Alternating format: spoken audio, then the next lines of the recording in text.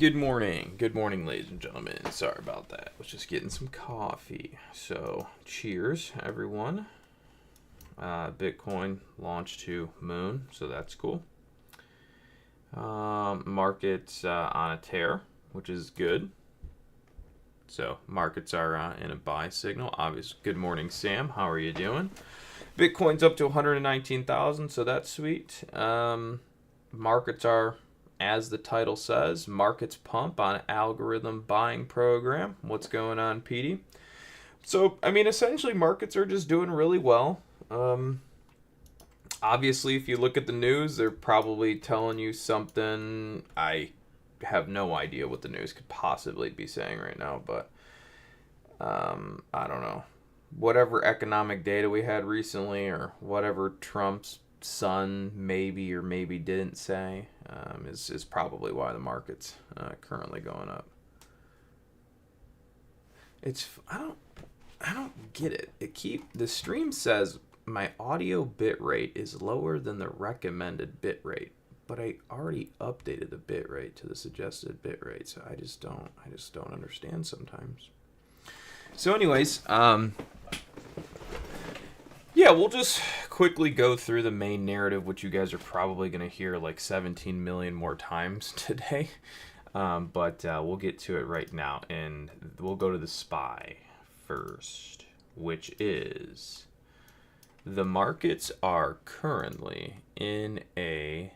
Hold on. I am taking a little bit of profit right now on my swing trade with... How is that even? Oh, it's because I'm trying to sell in the asker.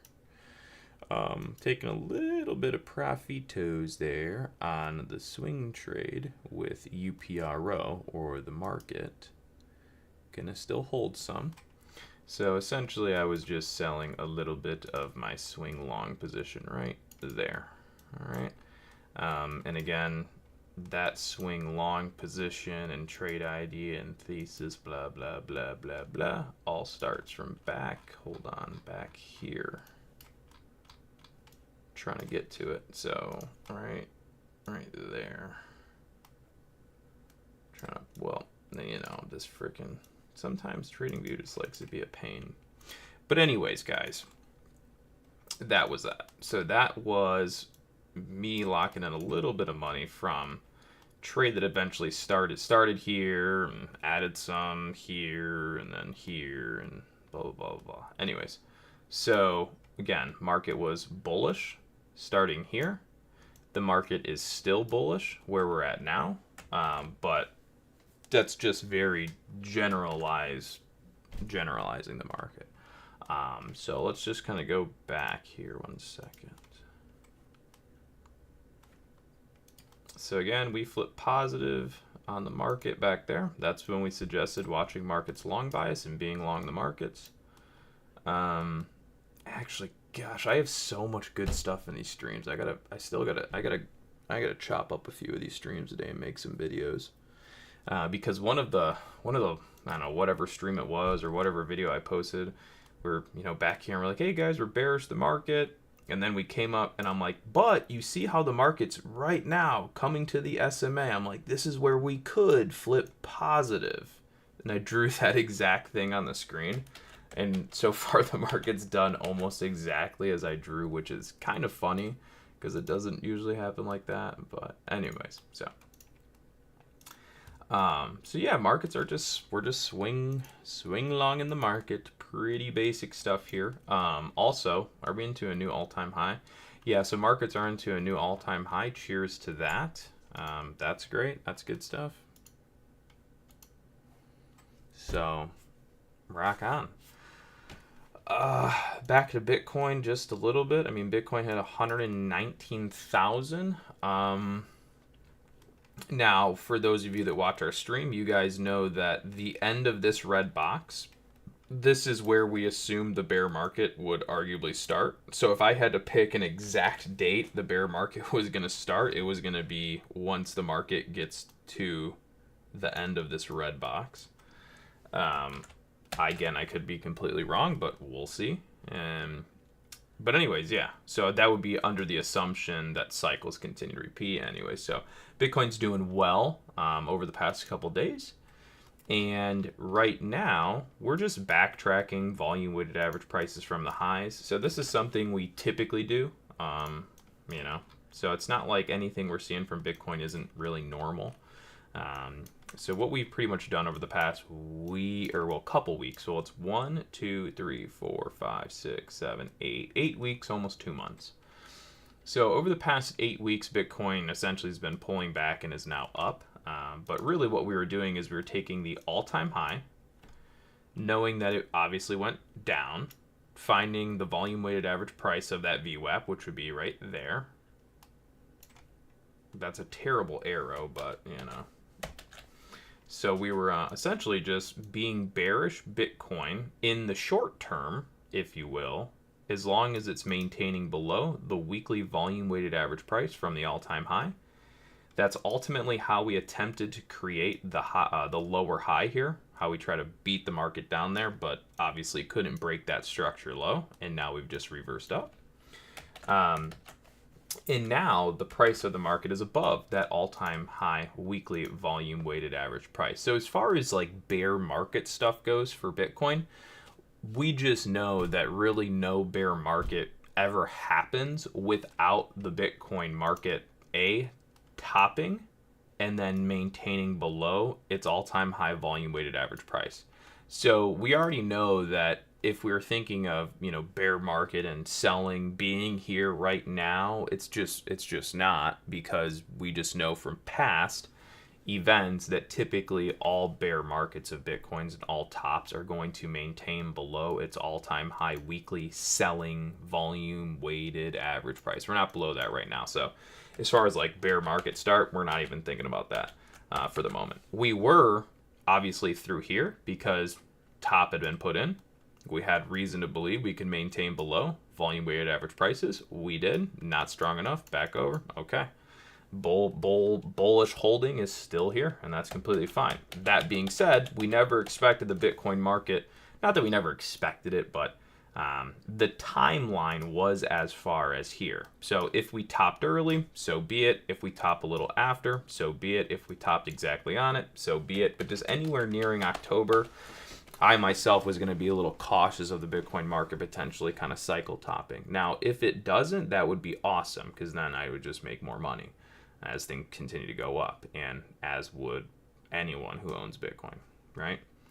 If it goes down, that would suck because you'd see your portfolio go down, but arguably creates another buying opportunity. So essentially, if price going up or going down, it's really irrelevant in the sense of me caring. But it matters in the sense of either making more money, somebody not being able to get in on cheaper prices, et cetera, et cetera, et cetera, right? So whatever way this thing wants to keep going, like, I'm completely fine with. But again, just using past information, current information. What's going on? Yeah. So as far as, I'll get into stuff for the market in a little bit here, but, well, the first thing I can already go to it right now. I hate when I have that down.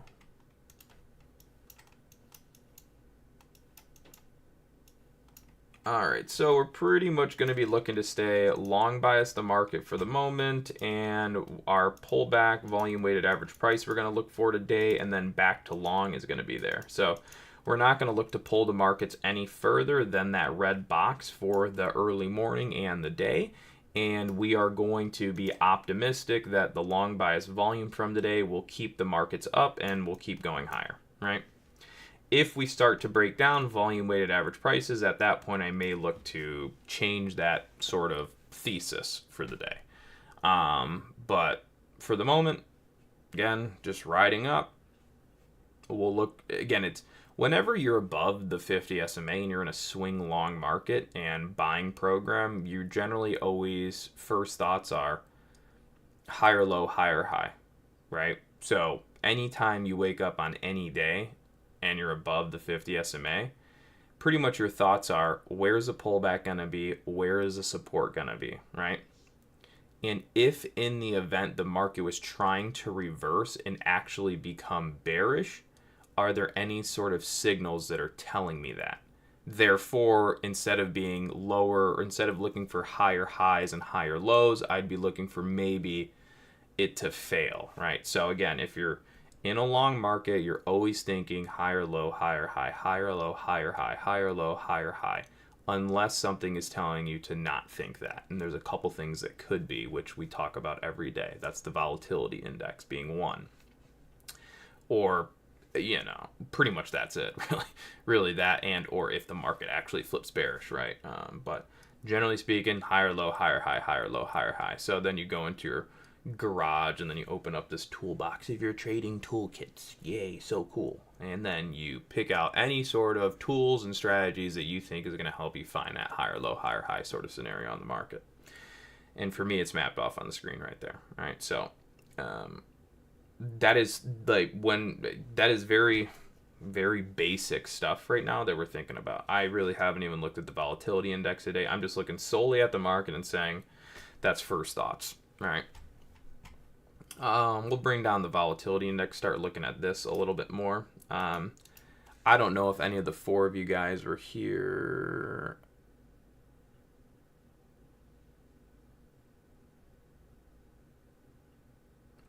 PD, so I was wondering if anybody was going to come into the stream today and look at the AVGO move and be like, that was sweet, really glad we talked about that one. And it sounds like you're kind of one of the candidates that I was hoping would come back into the stream today and at least bring that up. And I was actually going to jump to it here in just a second. You know what?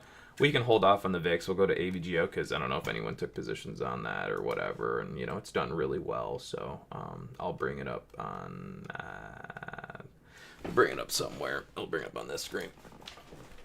What's going on, Steve? Good morning. Glad to see you back here, brother. Happy you're here. So we're going to look at AVGO. Yeah, so let's just map this. I already have it mapped off because we did this yesterday, right? So we talked about AVGO. Obviously, you can see this thing's been in a downtrend for, forever. Not really, but...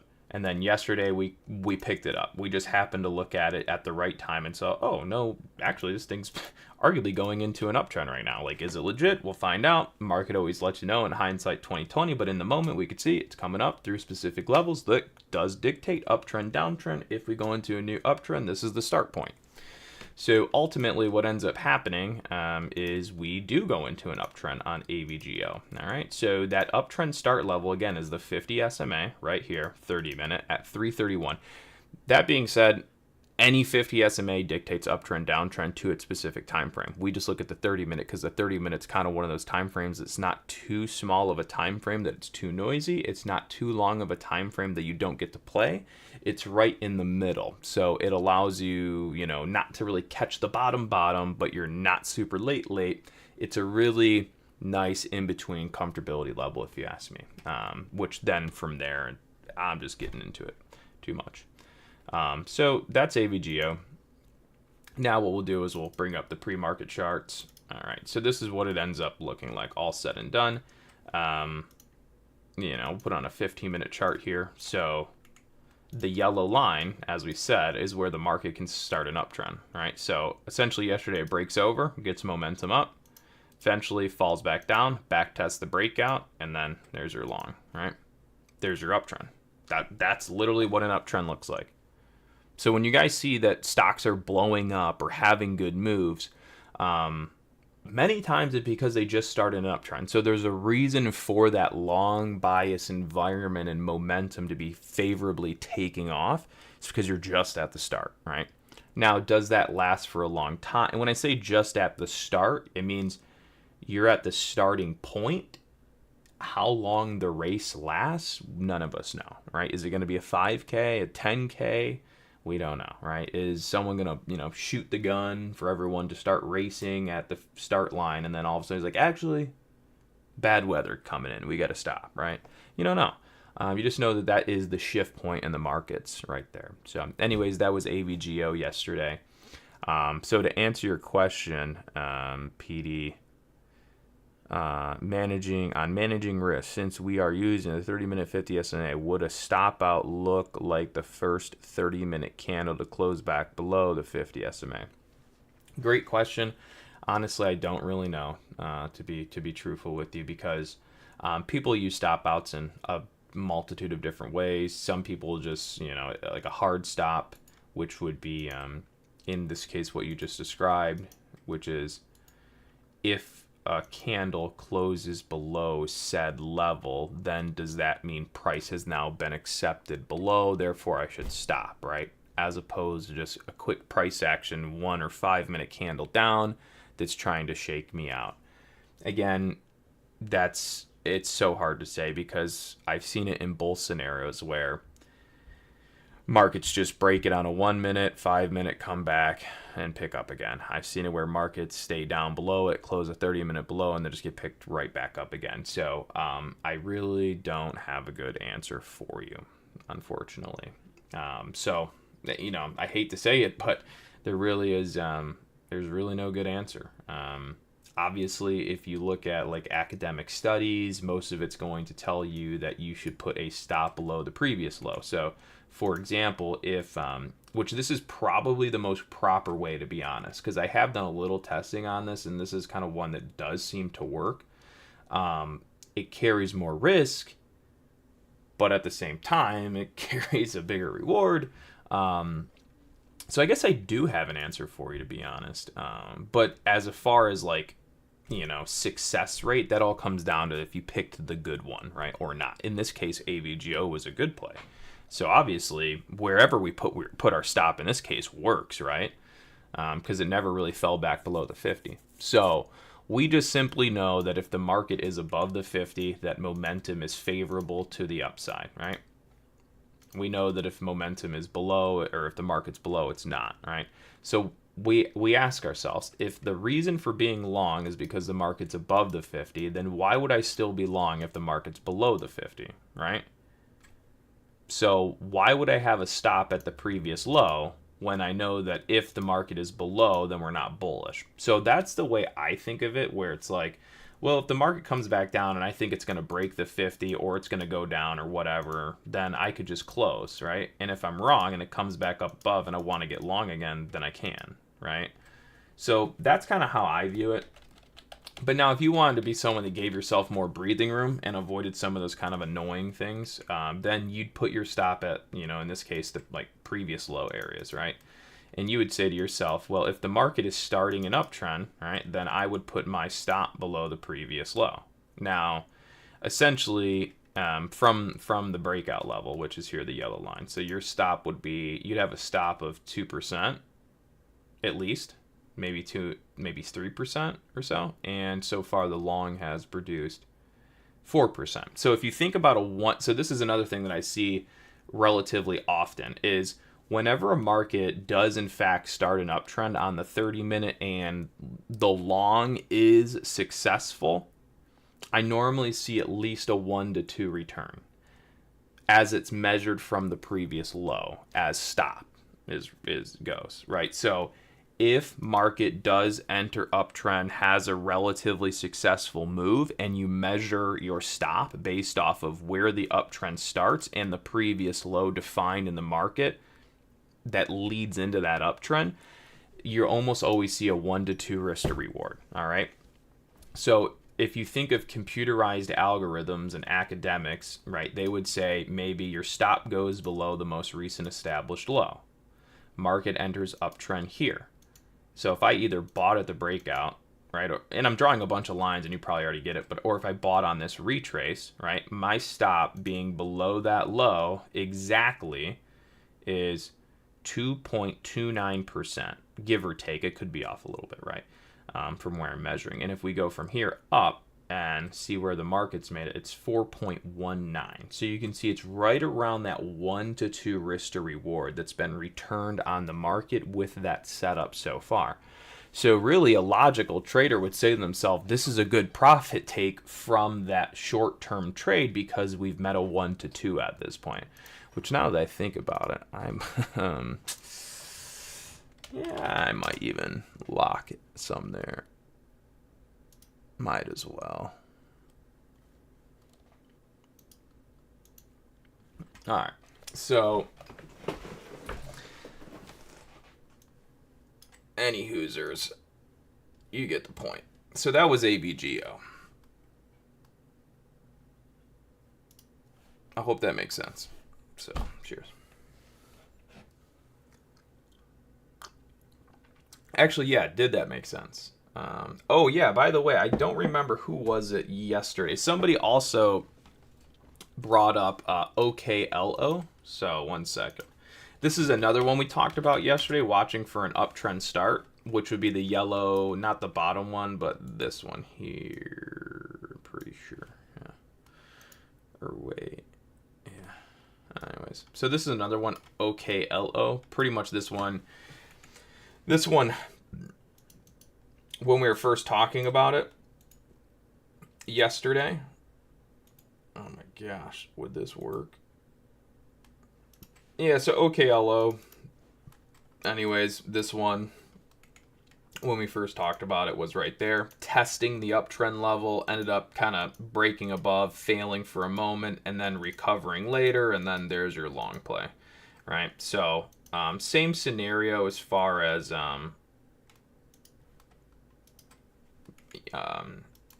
AVGO, in the sense that this one just started an uptrend. It actually started here at 112.71. So if we measure from the start of the long move, which is where my cursor's at, so if we go if we measure to this previous low would be 3%. Market has hit a high of 6% this morning, right? So you see that 1 to 2 return in the market from that uptrend based off of stops at previous lows established before uptrend start, okay? So that's a very common thing you're going to see when you start following this sort of system.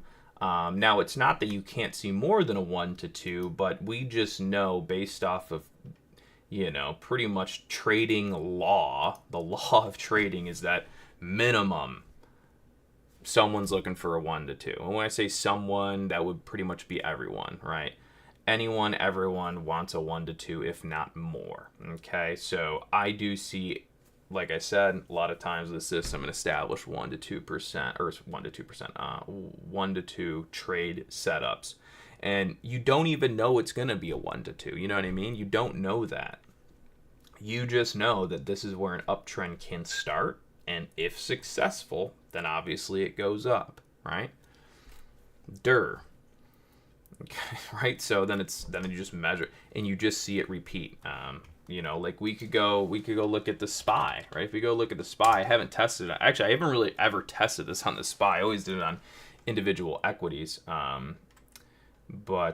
Yeah, let's look at the SPY real quick. So if we look at the SPY, we know that the long started basically right there. And where are we at now? And the last low. So the most recent, well, in theory, if you go to the absolute low, which we could do both, but either way, if we went to that current day's established low, this would be 0.5% down. Now we're up 1.44, right? So 1 to 3. If we go to the absolute low, that is a 1%. And now we're at 1.45. So another 0.5%, and we'll get a full 1 to 2 from that low. All right. So, anyways. I'm sure that was mentioned this morning on CNBC, almost certainly. Almost certainly that would be on CNBC today. So again, guys, just to refresh everyone's memory, we are long bias the market. Okay. Steve, in a whole segment. You funny. You are funny boy. Yeah, so anyways, we are just, again, riding the markets up long bias.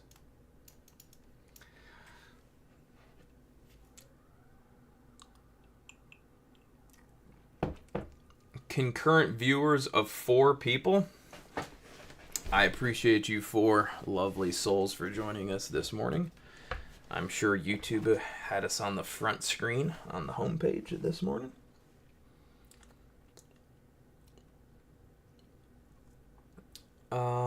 Yeah, so...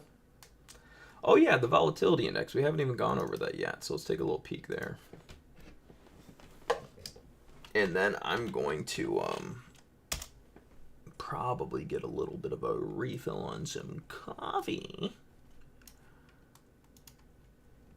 The chosen VIX. What am I doing? Yeah, it's over here. Now, pretty much the last thing we talked about yesterday for the VIX was, hey guys, we have a sell target on the VIX down to 1620. That obviously hit and ended up trickling a little lower. Right now, the 50 SMA on the VIX is priced at the price of $16.09. So obviously, if the VIX is priced below $16.09, we would then say the VIX is bearish or negative, volatility is not uptrending, etc. So if the fear index, the volatility index, is not uptrending, volatility is not increasing. If volatility is not increasing, fear is not increasing. If the markets aren't fearful, then markets aren't usually going down. Wait, if markets aren't fearful, yeah, the markets aren't probably going down, right? So you can think of the 50 SMA on the VIX as your fear and greed on off level. So if VIX were to be breaking out 16 in this case, that would tell us, oh, fear is increasing. Maybe we stop going long right now. Maybe the market will top, right? If the VIX stays in a downtrend, then fear continues to recede, right? Just like my hairline, unfortunately. Therefore, you lose your good looks. Nah, just kidding. But, yeah, unfortunately, that's how that works. So, let's see where we're at. The VIX is just below 16. So what I find interesting about this is, well, I guess it's really not that interesting.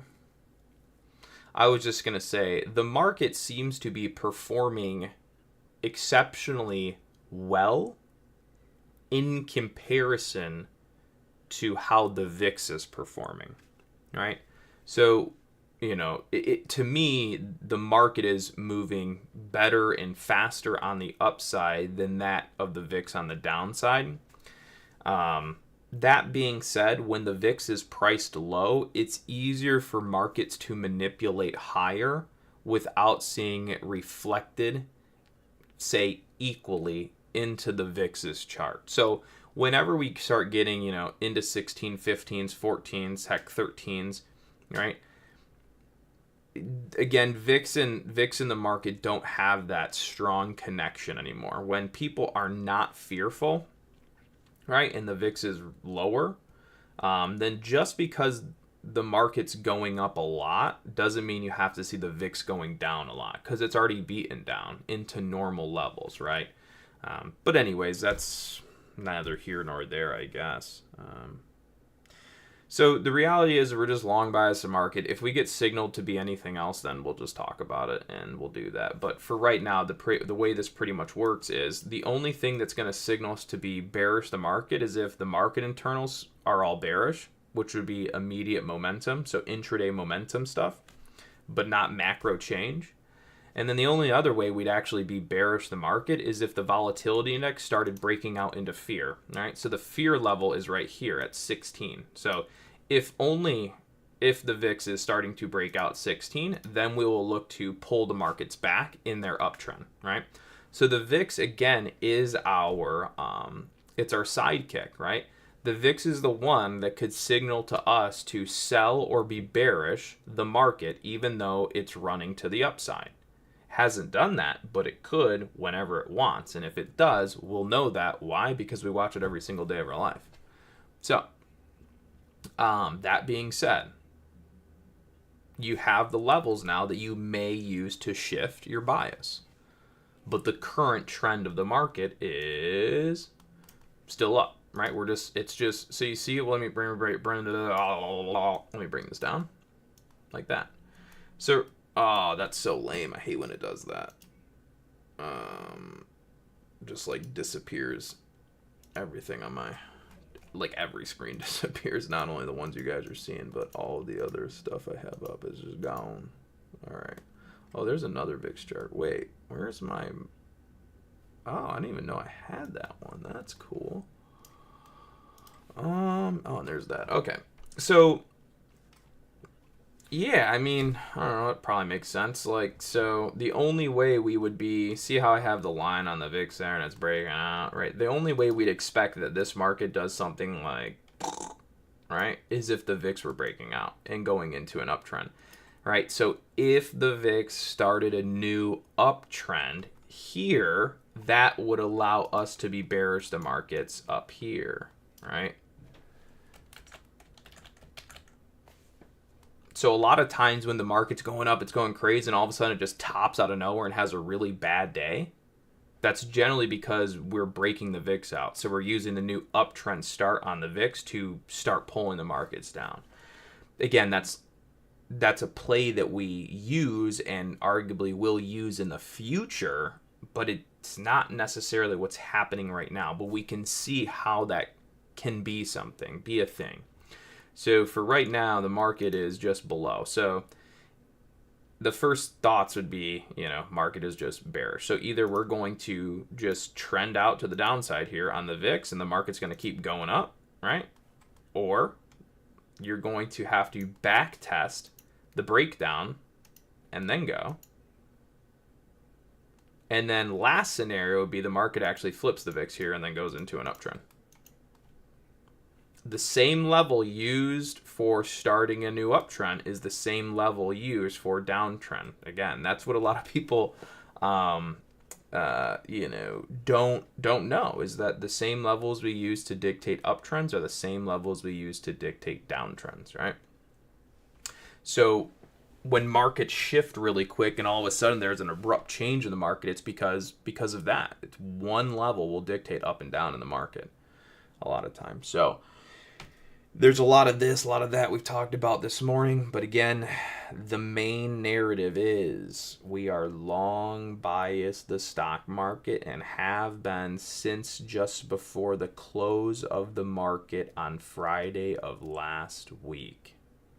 We will go bearish or change our narrative when the markets enter a downtrend or the volatility index signals us to do something different. What would be that signal? The fear index starting an uptrend. Is the fear index starting an uptrend? No. Will it today? I have no idea. Will it tomorrow? I have no idea. But when it does, I'll probably be here streaming with you guys to let you know.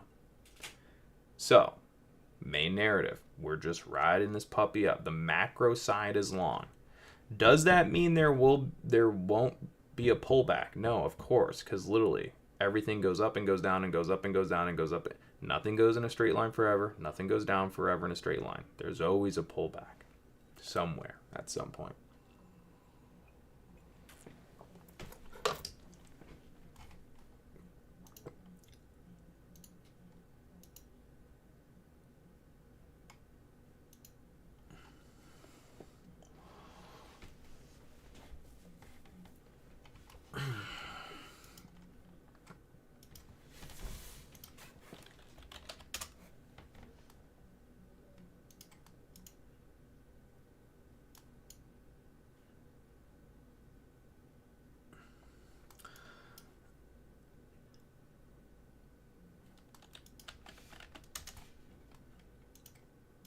There's another big old algo.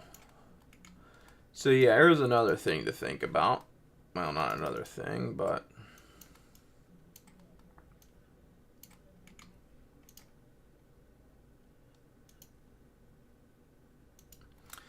If the markets just continue to blast off and force up, which is completely fine, we may expect the NASDAQ to trade up towards prices of $608.66 today, give or take.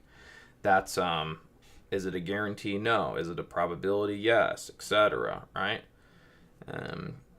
So yeah, I mean, if the buy signal keeps going and things keep pumping, $608, almost 609 on the Nasdaq is very doable.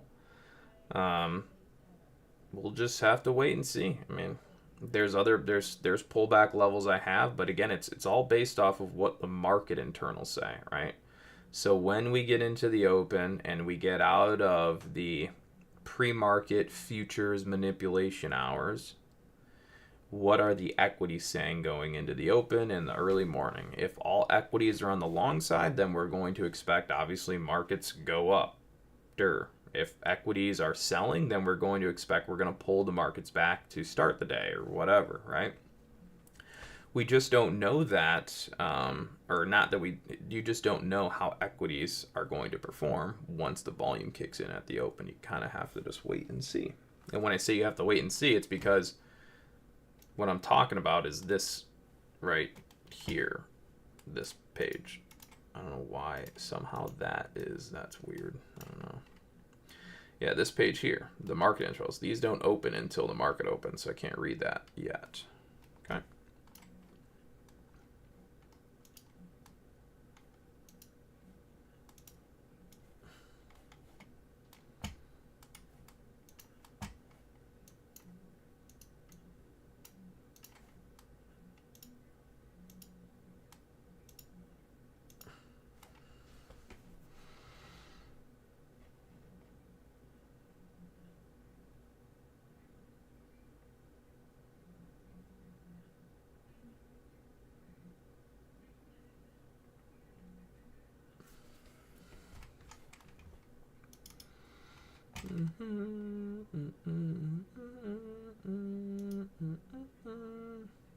Dang it. I just missed that one today. Pretty easy.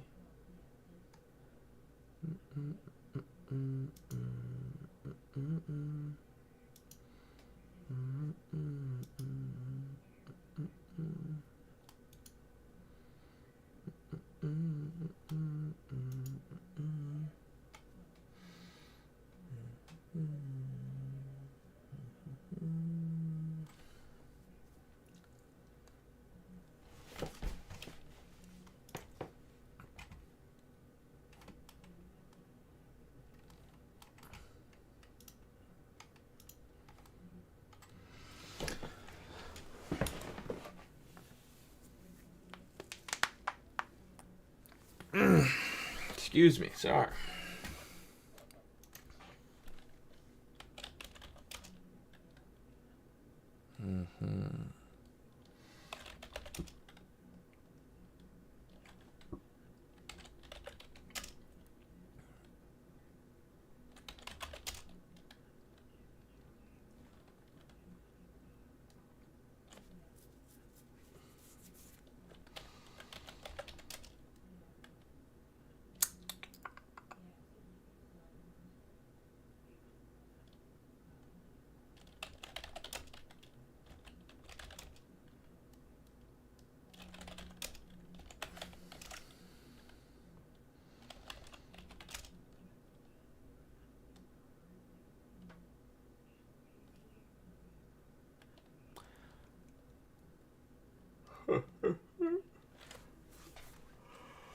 Yep.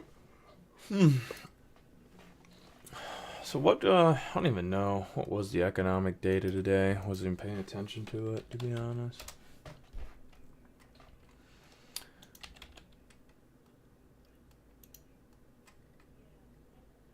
It's Thursday. Oh, that's right. Initial job was, oh, that's right. It was delayed because, I don't know, government shutdowns, this or that. I'm not even concerned about government shutdowns.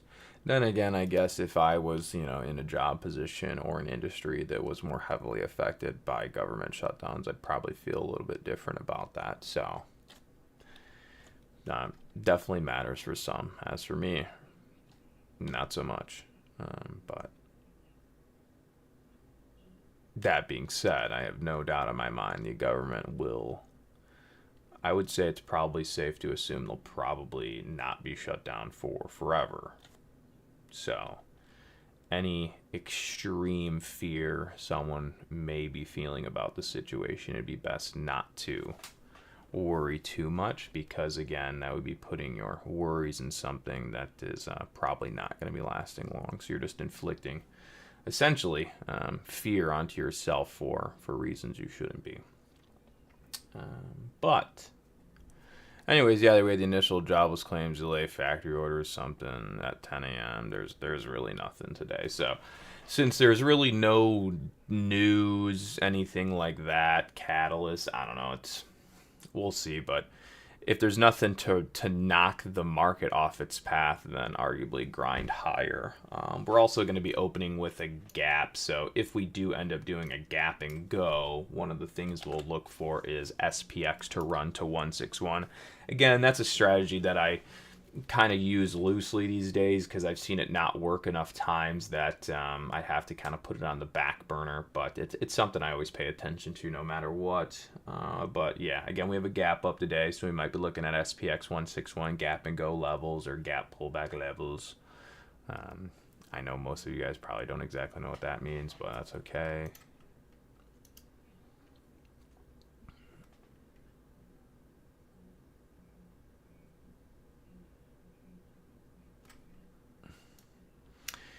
You know, we got those GPs for QQQ all the way down in the 605.50s. That'd be like worst case scenario, but you're gonna need really you would need the mark, you'd need the VIX to break out for that. So I don't know. We'll just see what happens. Like I said, we got to read all this stuff in real time.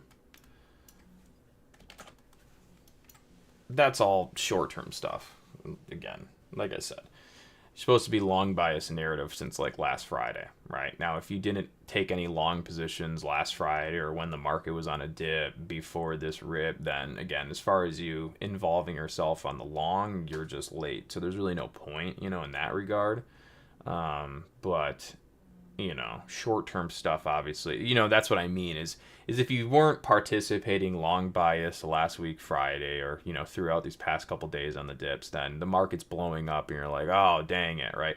So now only thing you can do is either chase up along or look to be bearish when things start to turn, right? So or the only other thing you can do is involve yourself in short-term action, right? And so what we're talking about, pretty much all morning going into the open now is all going to be kind of momentum and short-term action and stuff like that.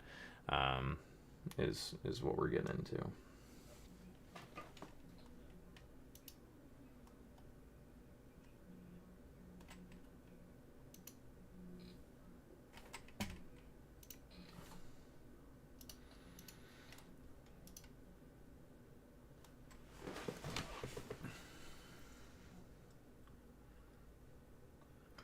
What time are we at? We're at 9:26. All right, guys, I'm gonna go get myself a coffee refill. I've already had. Well, I haven't really had 2 cups because I drink half and then it gets a little cold and you gotta get a little more. So I maybe have 1 cup. But yeah, I'll be right back.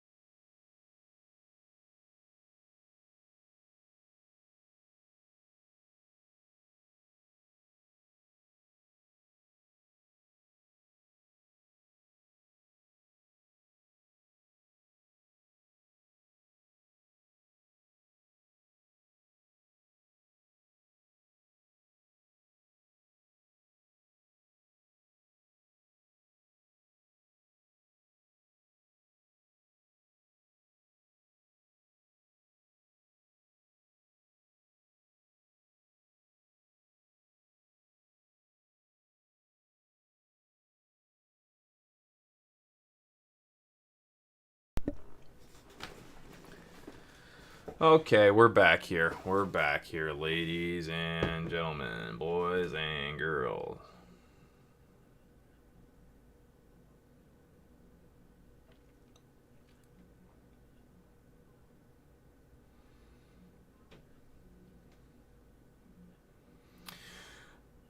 Suggested, I just don't, let me, how does, it says my bit rate is 0. It doesn't even, I know why.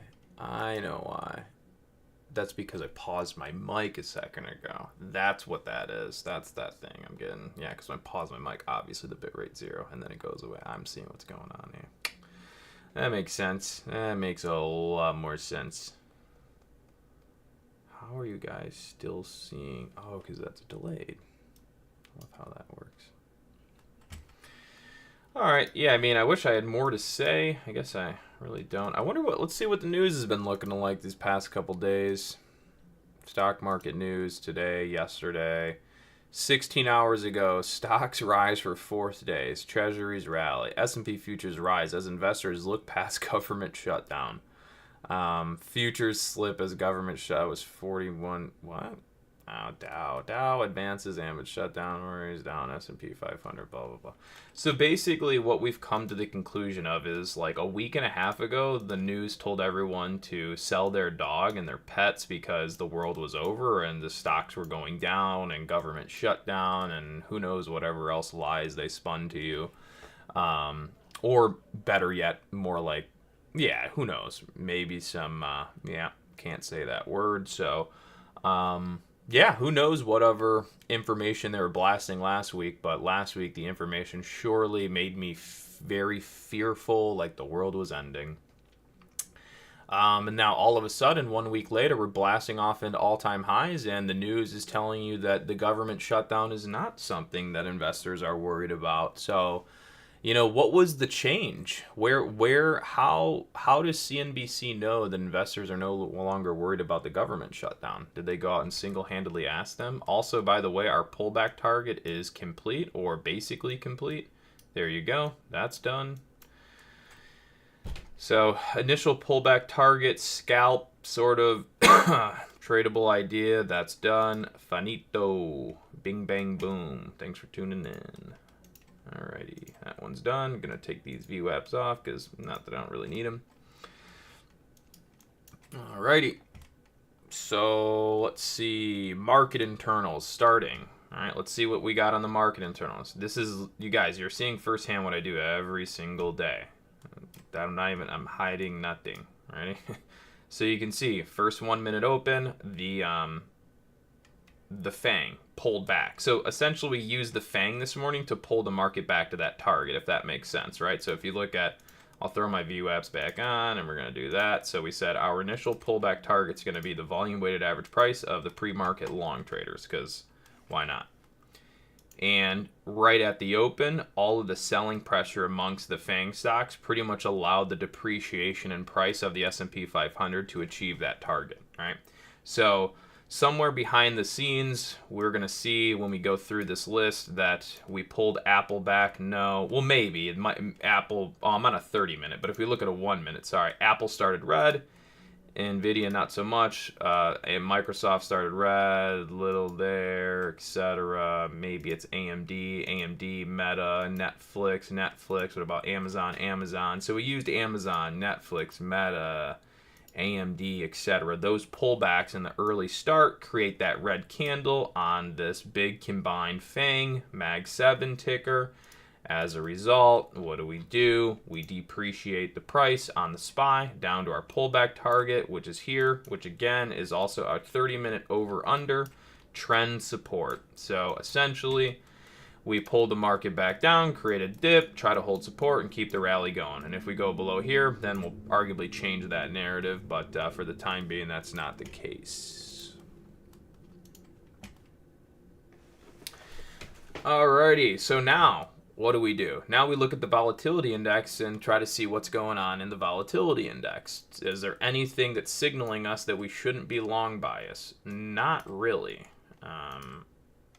Right now, the volatility index is still below the 30-minute, so that's good for the long. 20-day 1 hour. Still below. So let's check the 15. Whoa. 15's way up there. That's interesting. So I'm not even worried about that. Yeah.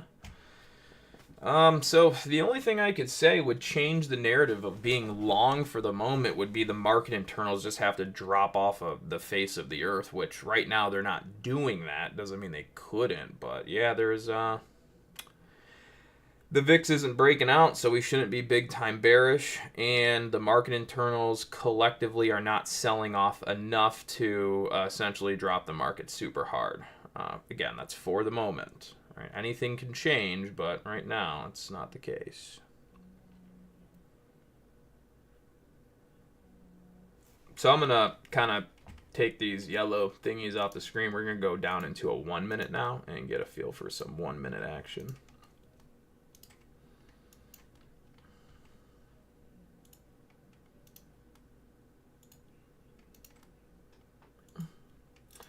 Now, surely CNBC was telling the entire internet this morning to probably watch market moves down into 670 to 669.90s and then watch for a long. I'm almost certain that's what CNBC was talking about this morning.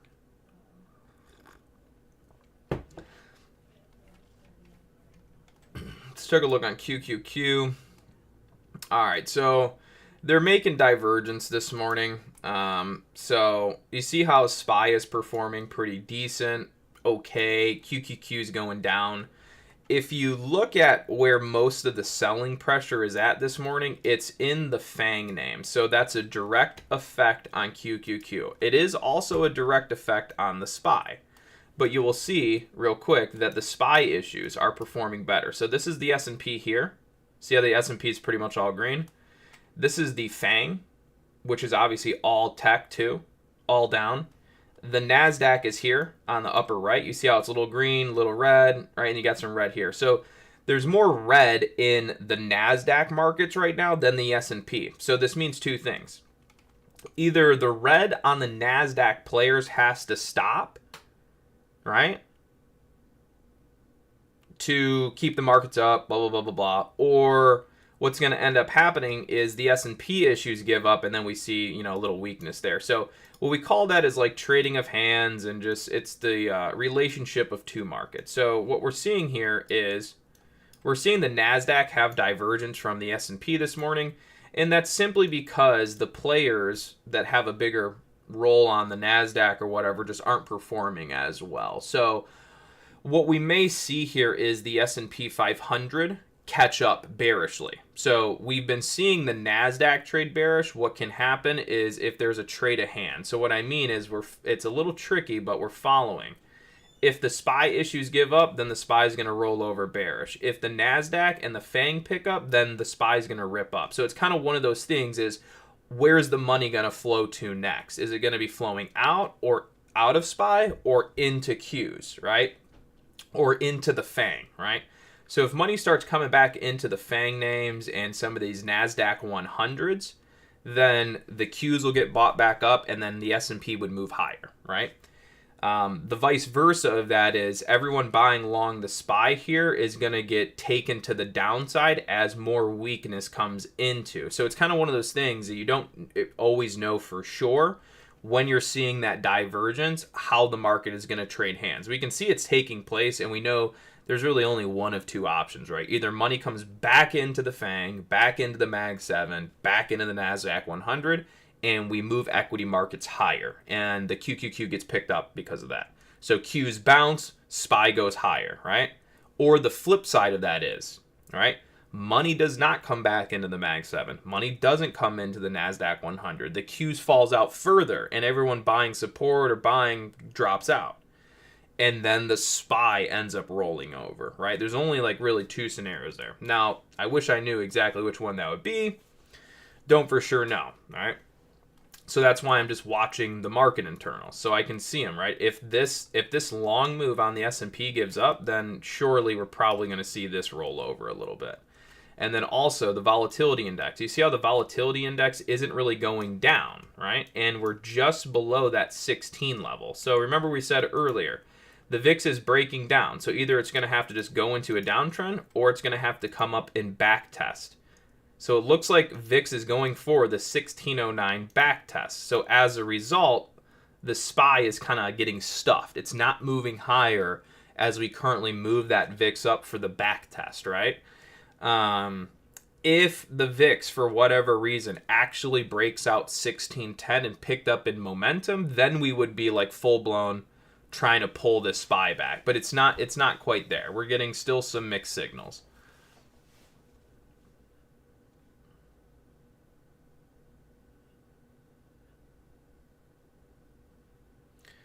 Again, I hope that's all making sense. Do let me know in the chat, even if it's just one of you, if most of what I say makes sense. I think I make it simple. I think I make it understandable. Trading and technical analysis and following multiple markets in real time is not the easiest. So you see how we're pulling the SPY down right now? What are we doing to the VIX? Remember, like we said, we're taking the VIX up to 1609. As a result, the SPY will struggle. Because obviously, as the VIX goes up, the SPY generally goes down, right? And then also, what else? The market internals for the market. The biggest players of the stock market are not performing. Again, this is Apple, Microsoft, Amazon, Meta, Google, Nvidia, Tesla, Netflix, all combined. And as a combination, their market caps are going down. So what are we seeing? We're seeing the SPY struggle. Right?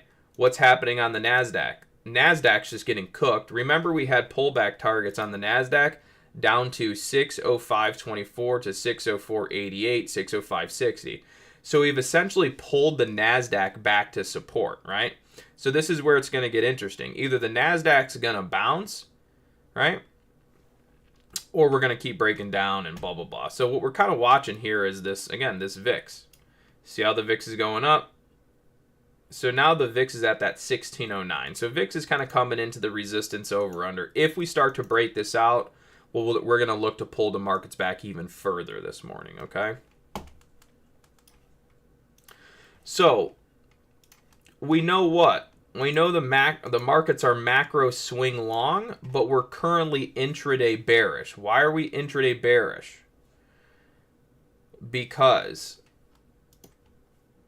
the market internals on our big market cap stocks are not performing enough yet, okay? Because we're pulling the VIX back to 1609. Now we're going to look and see if for whatever reason the NASDAQ, well, it doesn't look like it's going to. It actually, we got to be very cautious. Why? Because look at the VIX is starting to break over 16. So fear is entering the market, right? You can see that. This is what we talked about earlier this morning. If 1609 breaks, that would be fear increasing. Just that little level right there is causing fear to increase. Look at the market. Okay? Look at the NASDAQ now. This is all real time, right? Look at the NASDAQ. NASDAQ is drowning out. Obviously because it had pullback targets down to like 605 and some change. But also, as that's all happening, the VIX is now increasing over 16. So that's slight fear increase. Markets are pulling back, etc. And again, that's all really off the back of, you know, a lot of these FANG and these MAG 7 pulling back. Now, I would say the market's not exceptionally bearish, which is weird on the S&P. But we'll see how that all develops. So again, NASDAQ absolutely roasted. Again, look at your market internals. There's nothing that's moving bullish on those MAG 7 right now for the most part. This is actually a bigger sell-off than I would assume you'd get based off of what I'm seeing here. So it's kind of interesting. Volatility index is back to positive trend. So we'll talk about this real quick. So this is how this is going to work. Actually, let me double check. I got to look at something else here before I just speak randomly. So now we would look to the 1 hour. So with the 30-minute breakout, if the 30-minute breakout's legit, we are going to first look back to, we just hit the 5. We're going to look up towards the 10-minute, the 15-minute, and then the 1 hour. So For the next breakout level on the VIX, if things continue to slide, we're going to look to see if VIX gets to 1620, 1625. And then best case scenario for like sellers and the VIX would be markets getting up to 1634. So yeah, I mean, we'll see if this VIX holds the breakout. So what it comes down to now is if we're going to break the VIX out or not. So the VIX is going to have to maintain above 1608 now for the breakout to be legit. So again, we've moved the VIX back to the breakout of the 50. We're now over the 50. So either the VIX is just going to keep running up into 1620, 1624, arguably all the way as high as 1634. Or option number 2 is pulls back, then goes, / pulls back and fails. But right now, with volatility being on the upside, we have to be bearish the market momentum in the immediate until proven otherwise, right? This is all discussed in the pre-market. Like I said before, we never quite know exactly how the market wants to perform. We got to read some of this stuff in real time, right? So, again, remember this morning we talked about, hey guys, the market's up, but if we're gonna top this market, this is in the stream. I'll go back and make a short video of it today. Remember we said if we're gonna top the market right here today, then we're gonna need what? We're gonna need the volatility index to start breaking out over 16 and get the market fearful. All right. So that's what's happened. We've been in a swing long environment. Market internals are bearish today. We've had price targets on the Qs that are pretty low. And you can see here, just like yesterday with AVGO, the VIX is breaking over 1609. So we're giving the VIX market a reason to increase fear and increase in price.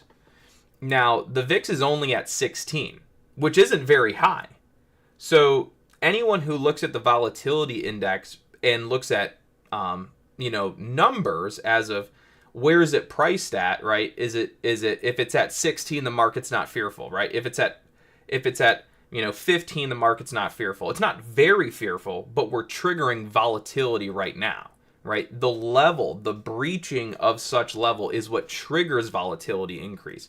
So though the VIX is only at 1609, and that's not a very, very fearful number, it's not extremely high, 20s, 30s, 40s, 16 is the level that dictates increase of volatility, right?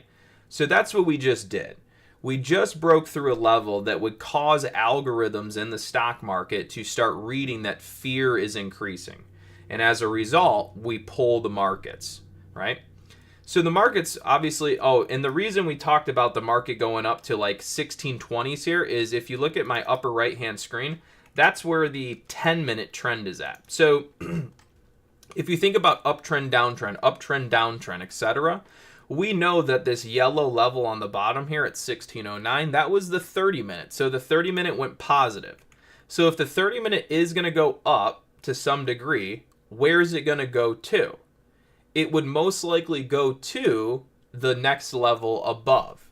So if we start shifting through time frames, we would see to ourselves, okay, well, if the 30 minutes going positive, what do we have? We have either a 1 minute, a 5 minute, a 10 minute. You're just looking for what trends are still above you that have yet to be tested, right?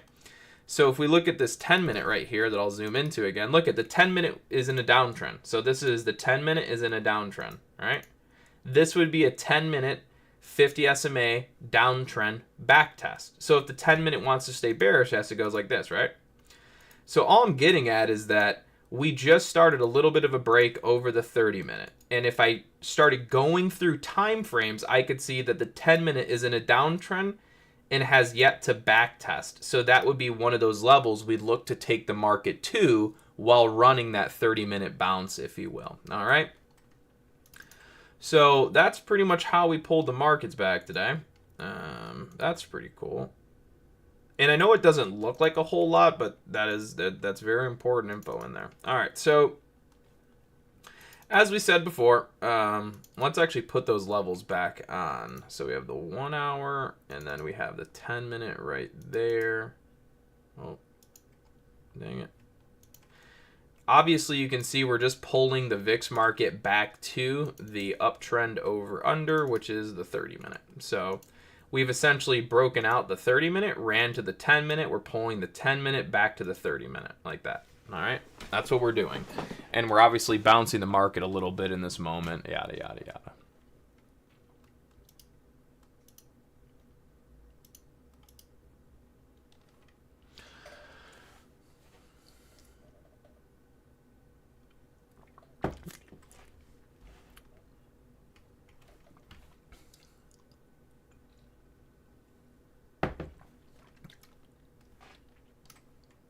All right, so hope you guys enjoyed. Oh yeah, you guys remember what we said too, or not? Just I mean, regardless, remember how we had it all set up? What do we say? If it's what we first look to pull the market back to where? I should actually maybe put this on like a 5-minute, maybe 1 minute, whatever. That's best. Remember we said we look to pull the markets back to the pre-market 30-minute volume weighted average price. Then that's where the market looks to get supported. And if we go below that, then the market can shift more bearish. So essentially, what do we have? Market pulls down to first pullback target. Market holds first support expected level. Market cannot maintain and then goes whack, right? There you go. So yeah, we're probably just doing a counter retrace to retest the volume weighted average price of this current sell leg. So, right, we're just going to take this most recent leg. We'll throw some volume weighted average prices probably right here and just above that. All right, and then we're going to put one right here, and there you go. So that's our expected volume weighted average price. This is where you look for a 1 minute lower high. I know I'm a little late to that, but that's okay. I mean, when you're basically giving everyone the entire market levels and where things are going to go before they go, you get a little busy. All right. So again, we're still bearish the market. Or wait, let me rephrase that. I know that it's macro long environment, but we're intraday bearish right now, okay? We're trading, we're moving markets intraday bearishly, even though it's still a macro positive market, okay? This is a day where we're pulling markets back, because so far today, the market internals on a lot of our major market cap stocks are trading very poorly. And because the volatility index is going into an uptrend. So we're using the uptrend volatility breakout on the VIX to start a pullback on the stock market while it's in an uptrend. Okay? So when people ask, how do you know things are going to pull back in an uptrend? Well, what's the VIX say? The VIX says we're doing it right now. So remember what we said. We're arguably looking to take the VIX up towards $16.33. Why? Because whenever we get a breakout of the 30-minute, and it's relatively successful, we usually take it to the 1 hour. The 1 hour is priced at $16.34. So far, we've hit 16.28. So about 6 cents to go there, give or take. All right.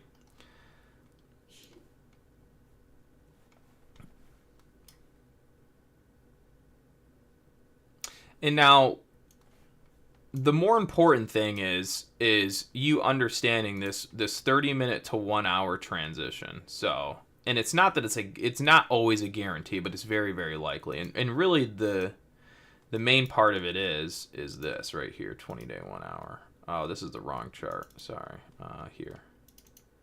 All right. So we're getting pretty close to being, to that 1 hour level. But anyways, let me delete this real quick. All right. So has the 1 hour. So think about it like this. We know if the 1 hour is below the SMA, then that would be a 1 hour downtrend, right? So where's the 1 hour 50 SMA back test? Right there, right? Again, I try to think of everything in the market as best I can as uptrend, downtrend, uptrend, downtrend. And all uptrends generally have to back test at some point. And all downtrends generally have to back test at some point. So if we know just yesterday that the price of the VIX broke down the 1 hour, but has not yet back tested it, then that's arguably going to happen at some point. Not arguably, it will. Now, we also know that whenever the 30-minute breaks out, it generally likes to trade towards the 1 hour. So the 1 hour we know is priced at $16.34. Where's the 30-minute priced at? The 30-minute we know is priced here at $16.09. We also know that if the 30-minute breaks out and goes positive, we generally look to do what? Take the market to the 1 hour. Where's the 1 hour? The 1 hour is here at 1634. Now, why are we only trying to go to about 1634? Well, the reason we're only trying to go to 1634 for right now is because we, again, know that the 1 hour is down. It's below. We don't know if it's going to break out and go into an uptrend, but we do know that it has yet to backtest its downtrend, right? So we're only trying to take the market as far on the 30-minute uptrend as the new most important downtrend. You understand that? You take your current uptrends upwards to the downtrends. We're basically doing a 30-minute long back to a 1 hour down. And it's only a 1 hour down because the 1 hour hasn't broken above, etc. That might be really confusing. I hope it's not, but do let me know. No one even let me know the previous time I asked questions, but let me know now. You guys are also probably trading making like, $16 million, so I don't blame you.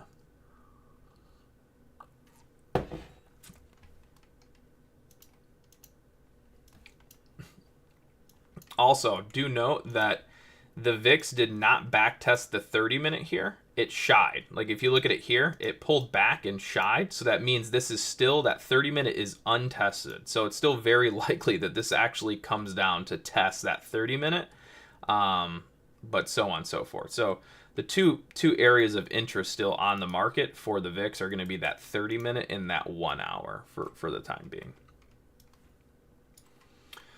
All right.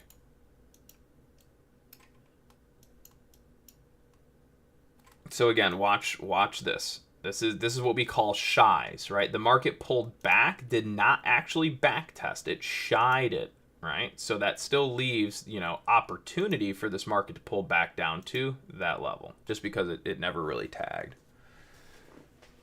Thanks, Justin. Appreciate that.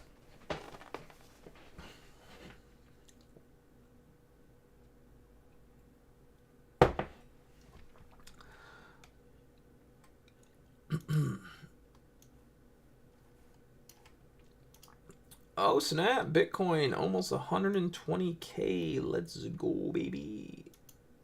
Love it. Love to see it. Obviously, you guys know that this market, we're going to anchor this low. Not that, I haven't done it ready. We're going to get ready to pull back the market to these VWAPs. It's already happening. It's pretty much complete right there.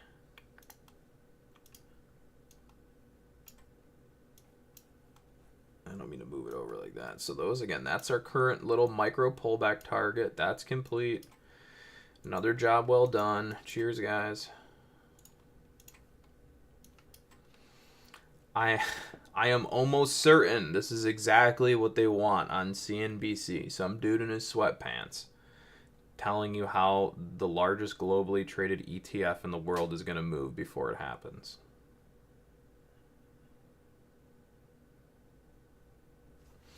You guys can think of these volume weighted average prices off of this market right here as sort of the breakdown, right? The market kind of popped up. These people bought, didn't and snapped down. So we're using that volume trend down. This is the volume weighted average price, previous low. So attack them, etc. Honestly, I should probably apply for a job at CNBC. Granted, the coho, like the anchors probably make like straight up millions. So I can only imagine if they give me a job and I just sit there all day drinking coffee doing this, they could, I would assume they'd at least give me minimum wage. I think I could negotiate for $7.50 an hour. I think they'd accept. We're about to go up and get the 1 hour price target on the volatility index. Oh, we're so close. Don't be lame. Don't not do it.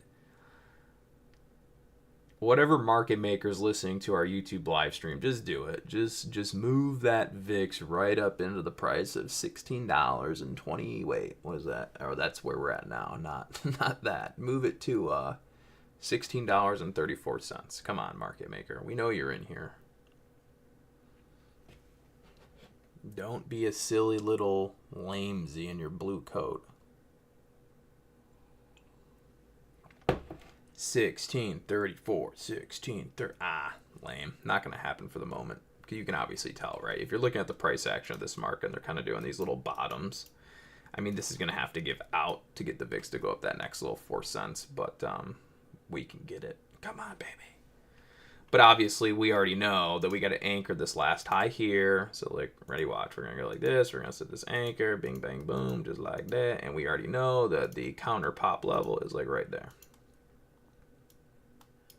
So, yes, even though it's like, yes, we want it to go this way. Not that we want it. Again, it's just this is the volume weighted average price up there. So, it's more unlikely you're going to break this low versus just pop back up and screw everyone trying to sell it down, you know. So there's going to be our pop back up, volume weighted average price. Market's not going to break down these lows because this is not how the markets work, right? I know some kid went on Google and he's like, yeah, dude, it's down and this is a bear flag. So he's like, yeah, short the breakdown. And I'm like, no, we're going to pop you back up. Boom, done. So that trade idea is complete. That little counter long scalp move to screw with everyone's previous volume on that last sell leg, that's complete. That's done. Bing, bang, boom. I know it's rocket science, folks. It's rocket science. All right. And now, obviously, what are we doing? We're just testing the original volume trend of all the markets selling this down. All right. Obviously, if we get above this, then we might do one of those. I don't know. But for now, that's the trend down, etc., etc., etc. I do really enjoy sitting here with you guys and doing this. This is always fun.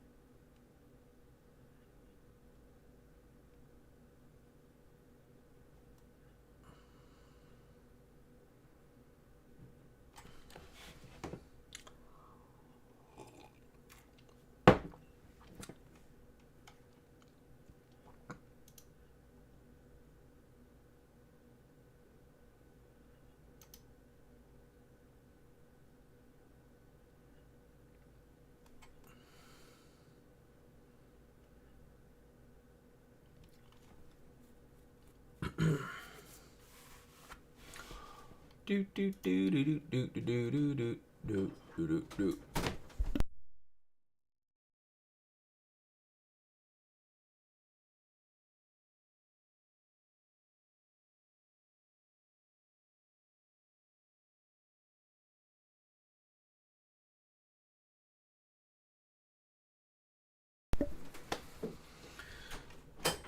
Alrighty then.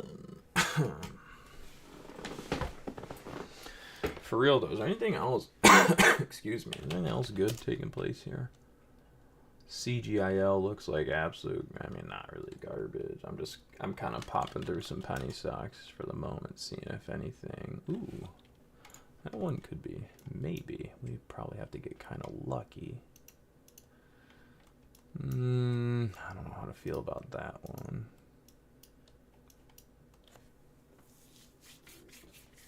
Again, guys, you got that 1 hour long target VIX. Again, it's 1634. this is one, you know, it's like I said, if we end up taking out this bottom on the market, good chance we're gonna run the VIX up to about 1634 or so.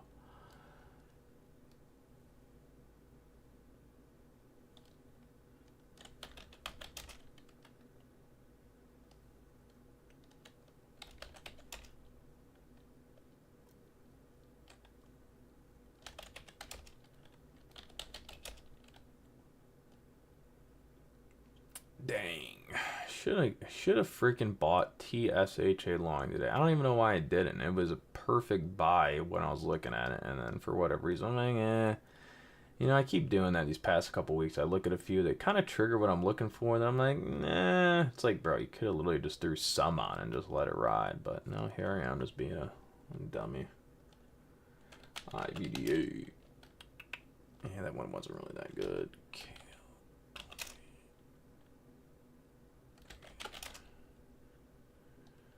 Hmm.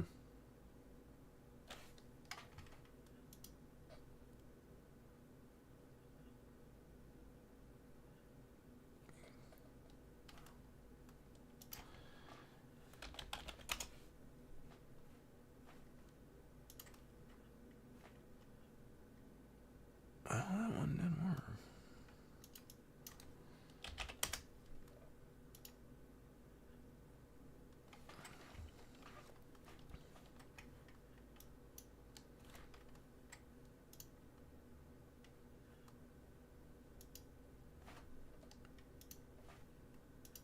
Mm-hmm.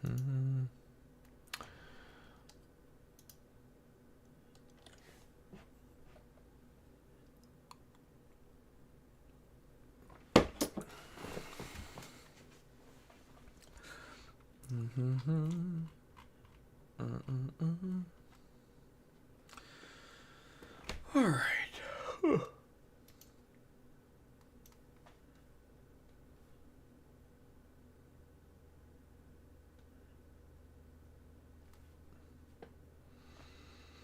I mean, I don't even know. I mean, I guess I see how. Yeah, I was gonna say the market internals right now are absolutely just terrible. Look at this. There's red on the Nasdaq 100, red on the Nasdaq, red on the S&P, red on the New York Stock Exchange, red on volume. The only thing in this actual moment that's saving this little market is the FANG or Mag 7, right? So look at this. Ready?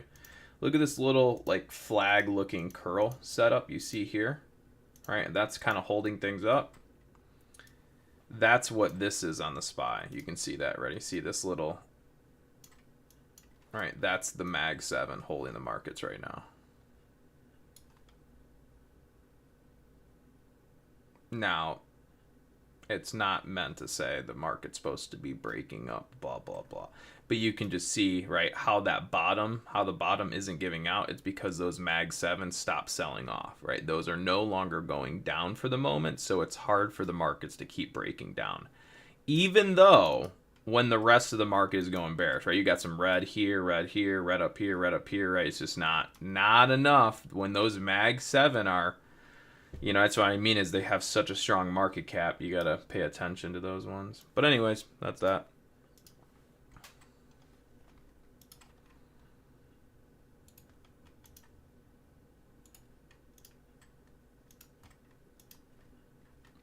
Again, we're just currently riding the volume weighted average price of today's breakdown from up here to the downside. We have yet to get above that, so obviously this is all just still kind of getting worked and sold into.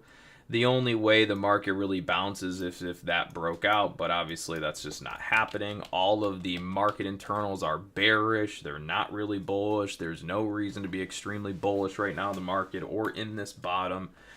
You guys can see with your own eyes, there's nothing in the market that's really moving that bullish right now. So why would you be buying that bottom with the assumption that the markets are just going to be blowing up? There's nothing that's doing that.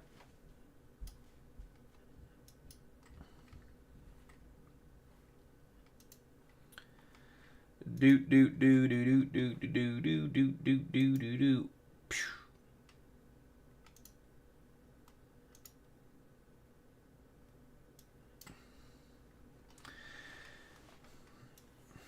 VIX still creeping up. They're kind of doing this little shimmy.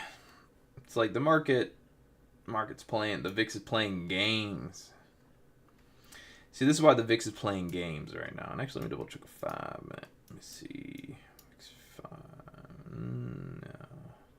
Yeah, VIX is playing some games right now. And really the reason why is because it has yet to either backtest the 30 minute or go to the 1 hour. So it's kind of like, theoretically, business is open both ways. Pullbacks to 1609 or continuation to 1634. Obviously, because both of those levels are untested. So since they're untested, algorithms and traders and people watching markets will go, well, those would be kind of the two areas of interest for me, right?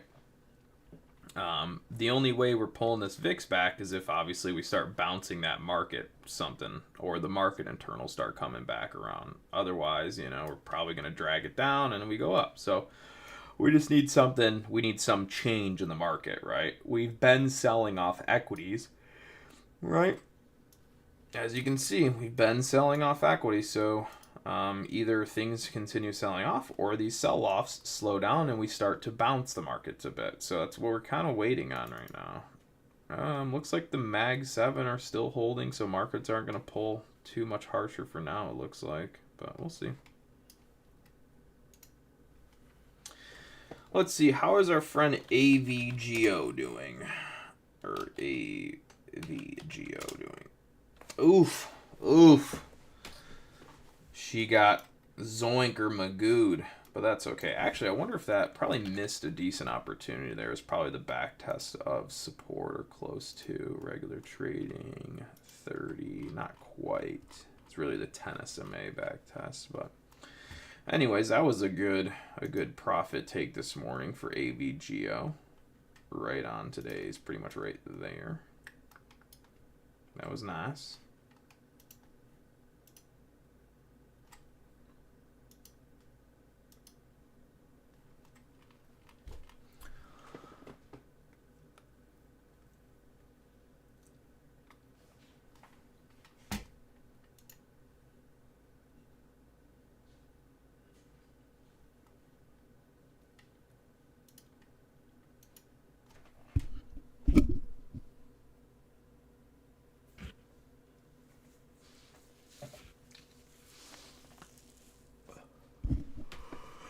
Oh boy.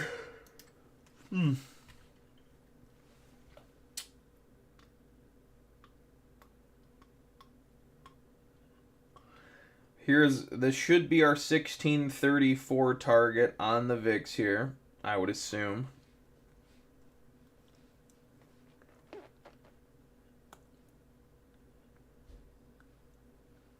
Nope, they didn't give out that low yet. Not going to allow the market. Oh, no. Until we give out that low, they won't allow 1634 to take place on the VIX.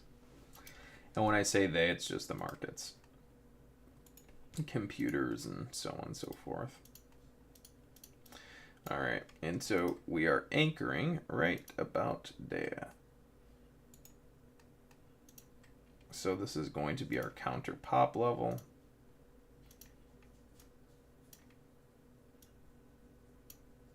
All right, here comes 1634 on the VIX.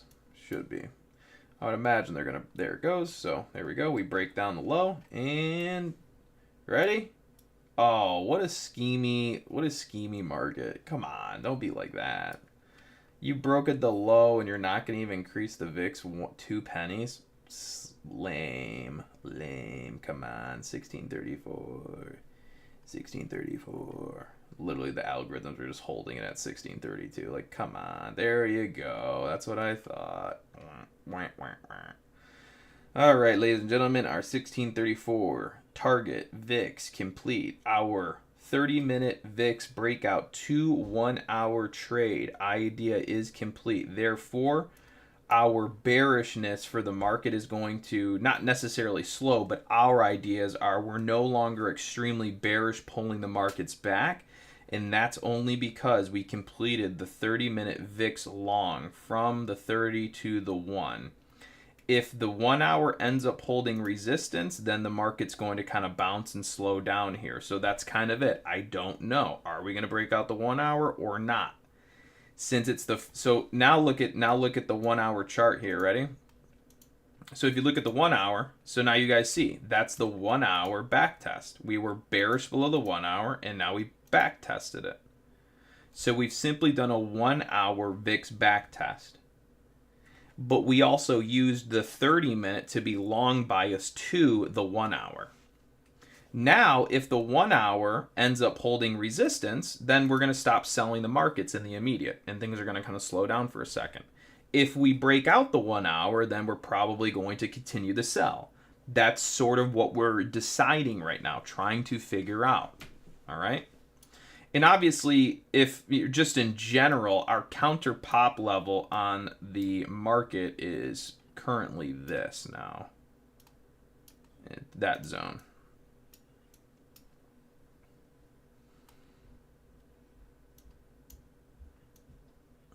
So if the VIX ends up getting resistance around the 1 hour, even a little bit, then this is going to pop back up into those volume weighted average prices that are obviously shown on the screen.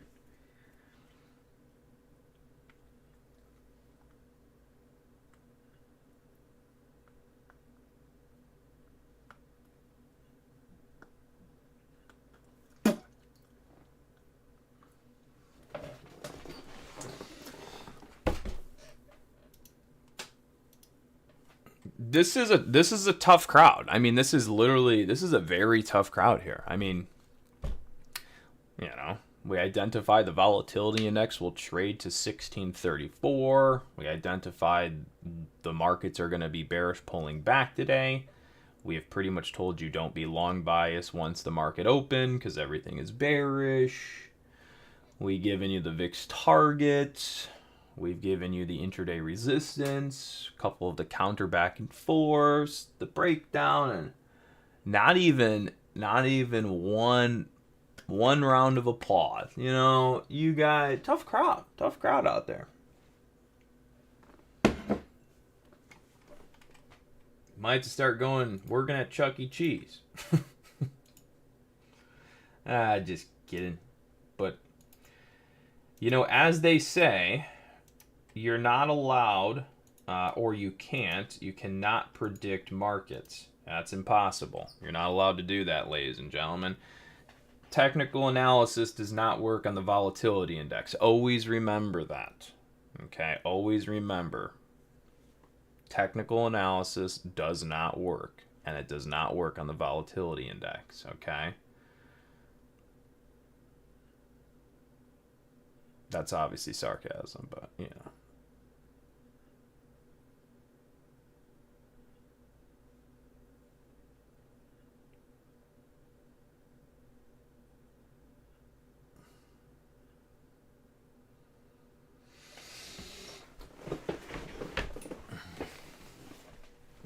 Do do do do do do.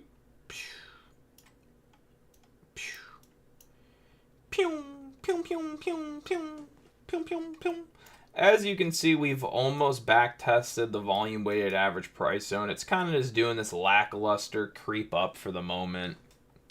But anyways, The other thing, too, is, again, we still don't really have anything moving bullish, right? So let's just take another look at this. Ready? So just look at these screens with me. The only thing that's kind of maybe giving you some green are the Mag 7, right? Other than that, everything's down, or still kind of on that sell swing. Now, these can obviously bottom and get picked up, right? Like, we see the momentum on the Mag 7 is positive as far as the MACD goes. So we do have, like, micro long bias momentum in a handful of the Mag 7. Now, is that going to be enough to kind of bottom this market here for a tradable bounce up? Probably, which you're already seeing. Again, back to... Or where did it go? Hold on. There it goes. Back to the V. And when I say trade, I just mean, like, the counter retrace back to these VWAPs, right? So we've just completed the counter move back to volume weighted average price. Now, this is where the market obviously gets its opportunity again to stay down, or we're going to pop it a little bit, something like that. That being said, back to market internals, the only thing that's even remotely close to holding this market up is the Mag 7. Everything else is still red. So we still have a very, what I would call, weak market in that sense. The hopefulness is that somehow the Magnificent Seven hold the markets here, which again, I'm not banking on them doing that. You know what I mean? That's just what you would need to see. But right now we have a very bearish selling market in terms of equities today. We have a volatility index that's now upwards, so it's a long bias VIX. So fear is increasing.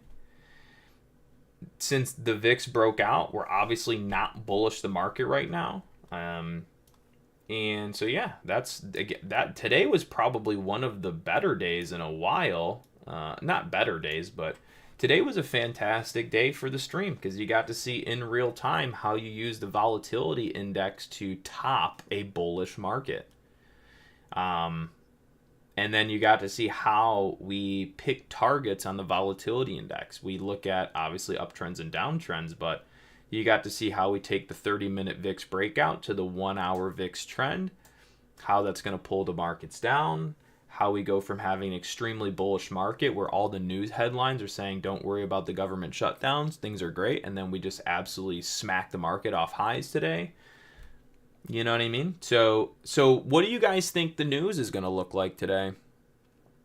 All right. What's the news going to look like? You know, arguably, stocks reverse off highs. You know, stocks pull back and gains. Whatever. Maybe there is fears. Maybe it was the delayed jobs numbers that's spooking the market. Who knows, right? But the reality is it's just the volatility index breaking out into an uptrend and equity selling off that's allowing us to pull markets down. Now, you can say that that's because of shutdown fears, or you could say that's because of the delayed jobs numbers. Whatever you want to spin it as is fine by me. You know, that's completely fine. But if you realize that the volatility index will be here every single day for eternity, well, not really, but kind of. But if you realize that the volatility index is going to be here for, you know, the foreseeable future, along with the S&P 500, and you also know that the SMA calculations are always going to be constant or consistent with whatever happens in the market, then you realize that you don't really need to pay attention to whether it's the government shutdown or maybe it's the delayed jobs numbers. You just have to know when the volatility index is breaking out. And then whatever news piece they stick to the market that day is going to be what it's going to be. You know, if the stock market was, you know, around back when Jesus was alive, right? Who knows? Maybe the news pieces would have been, oh no, a bunch of grain was lost in, you know, the Euphrates River, or there's a blockage on the Euphrates River. So, you know, goods are not being delivered on time. So next thing you know, the volatility market breaks out and stocks go down for the day. But here we are in, you know, year 2025, and it's because Donald Trump's in, you know, the White Office and he's posing a government shutdown. That's why the market's down today, right? So whatever reason the markets can sell to the public to create fear or give them a reason outside the reality of why things are going down, they will do that. Now, obviously, government shutdown and bad jobs numbers, all of these things play a role in affecting the markets, right? But it's always the same thing. If the markets want to go down, they will go down. If they want to go up, they will go up. You don't control that. And the news cycles arguably don't control that. They're just there to, if you ask me, right, sometimes you can say news is used to move markets, which I do agree. But you can see it coming. You again, you know what I mean? Like today, we said, hey guys, if the VIX breaks out what? If the VIX, we said in the stream this morning, if the VIX goes over 1609, we are going to pull the market back today. I didn't read any news. I don't even know the jobs numbers. I could care less about the government shutdown. I literally just took 4 digits on a screen and said, if over X price, we pull market back. Right? And there you have it. Market pulls back. And that's going to repeat until the end of time, or until we blow ourselves all up with nuclear weapons, probably. Or maybe until, Jesus comes back to save us all. One of the two, right? Well, not really save us all, but judge us all is probably the more proper way of saying that.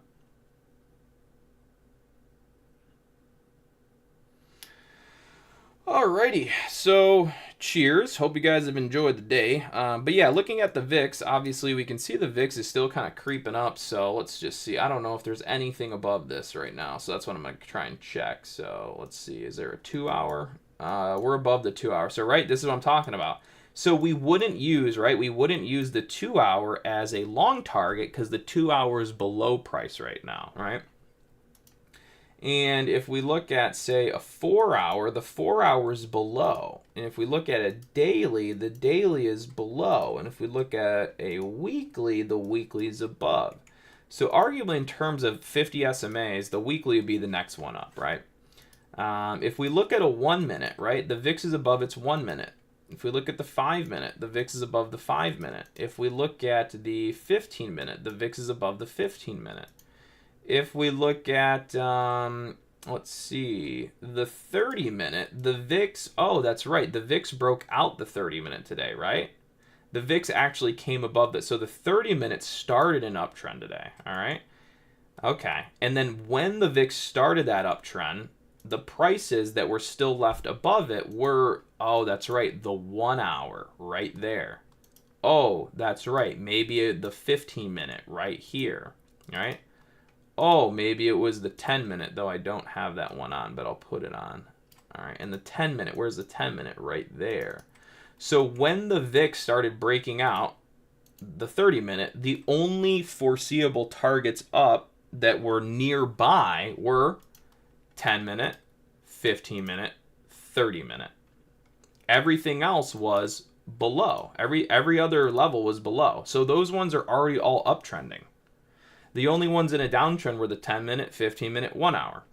So if the VIX is going to go up, right? Or let me rephrase that. If the 10 minute, 15 minute, or 1 hour were going to stay in a downtrend, then the VIX market would have to do what? Go up to here and then stay down. All right. So that's how you use a bunch of moving averages and what have you.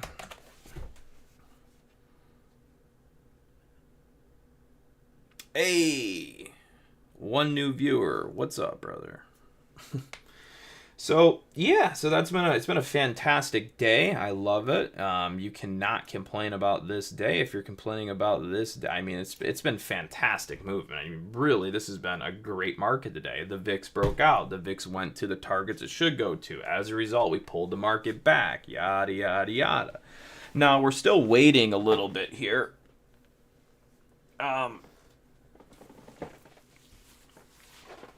The only real way we're going to look to be back long bias, if you will, is if the VIX starts to break down the 1 hour. If we start to get acceptance and start breaking down the 1 hour VIX and market internals start to get bought up, then we'll look to kind of be back long the market.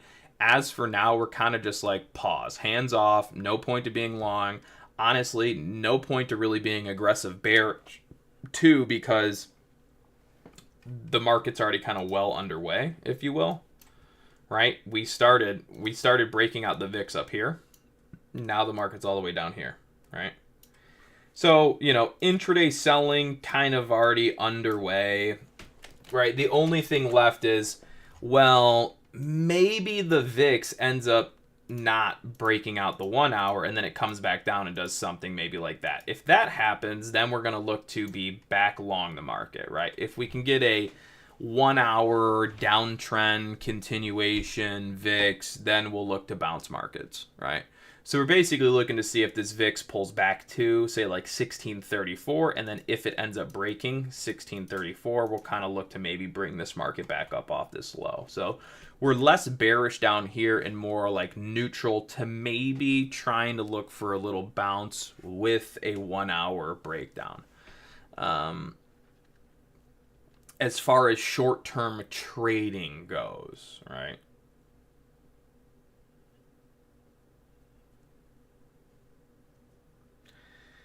It's 10:30. I mean, I guess, how long has it been streamed for? And I've already been streaming for 2 hours. I would say my brain is already getting tired. Again, you can only, I don't say you can only do this for so long, but it takes a lot of mental energy to read price like that. But so again, you see how we're starting to pull that VIX down a bit. We're bringing it back to that yellow line on the chart. See how we just did that right now? Well, let me delete that one. But yeah, so you see how we just pulled the VIX from here down to pretty much there. Again, that's the 1 hour. Watch me change this to a 1 hour. Ready? And let's bring it over to here. So see that? So that was the market trading up above the 1 hour and then pulling back to it. And now the price is below. We'll go look at it on a 1 minute, but ultimately, what we're seeing is this would be a 1 hour breakout, and then this is a 1 hour pull back. And now, granted, I know you guys probably aren't watching my screen entirely when I do all this stuff, which I wouldn't expect, but yeah, I'm trying to do my best. So yeah, that would be the market breaking out the 1 hour, and then not have kind of like failing that breakout and then rolling back to it, right? And now if we get acceptance below, that's where we would expect this market to bounce a little more. But that right there is a good counter long pop while we bring the VIX down to the 1 hour. Because now if the VIX wants to support the 1 hour here, then we're going to pull the market down here, right?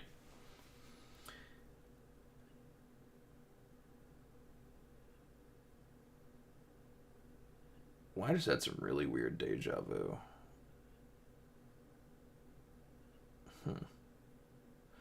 Maybe that's because I pretty much repeat the same stuff over and over and over. That's probably why. That would make most sense. But yeah, so hopefully you guys are learning. Hopefully it makes sense.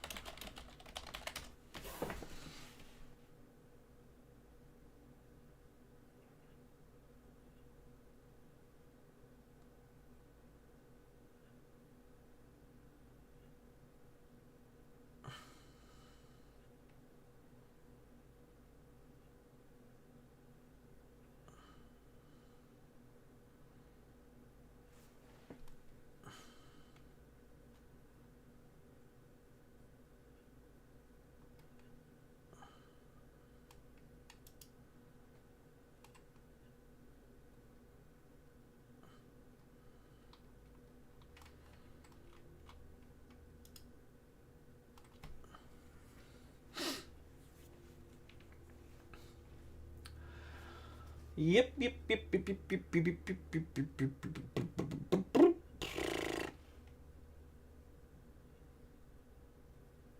RGTI, the stock holding the market up. Probably wouldn't be too surprised. Yeah. Anyways, let's take a little peeky poo at Bitcoin, at the old Bitcoin. Actually, I'm kind of curious what's the news looking like now. See if anything changed. Look at this one. 45 minutes ago. Yahoo Finance. Stock market today. S&P 500. NASDAQ rise as AI optimism blots out U.S. shutdown risk. Honestly, 3 days ago, it was like AI fears and government shutdown. But now 45 minutes ago, stock market's rising, guys, AI optimism, and then we just wax the entire market today. I mean, whoever wrote that article, Yahoo Finance, should be repenting for their sins right now. S&P 500 is little changed after hitting fresh record as Is the S&P 500 little change, or were we on the verge of waxing it? CNBC. 45 minutes ago, stock market day, Dow falls as jobless claims data gets the axe. So is it the jobless claims data, or was it just the VIX started breaking out and market became fearful, so we just sold the markets down today? Stock market today, S&P 500 touches fresh record high. Heads for longest winning, market watch, whacked. Fire that dude. So pretty much majority of all major headlines from 45 minutes ago were pretty much selling the public on the market is extremely bullish. You should just be buying it with your eyes closed. Rally, rally, rally, whacked. That's tough. That's a tough one. That's a toughie.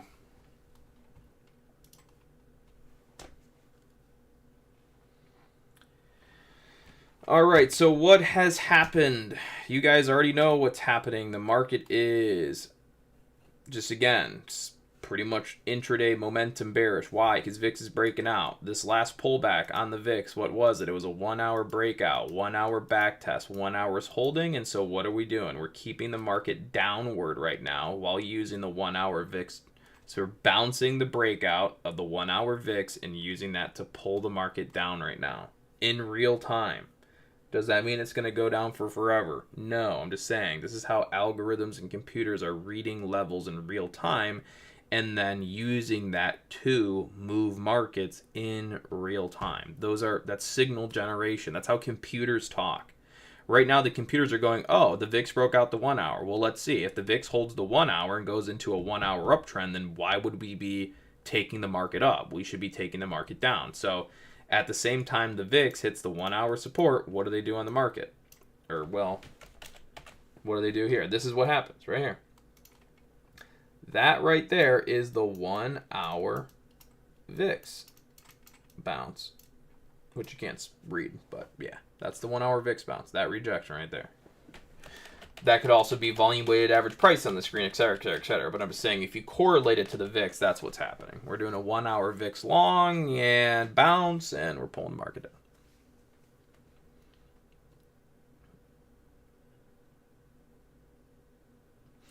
I know you guys would rather me just draw bull flags on the screen and head and shoulders, you know.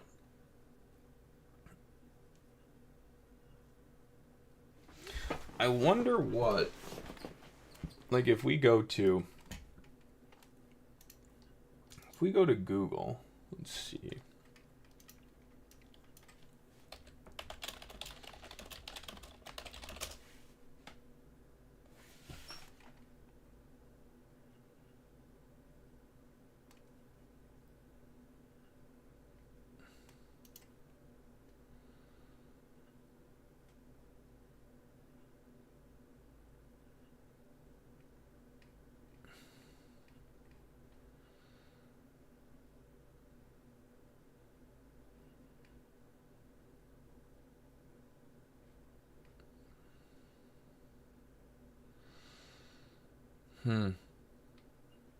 Yeah.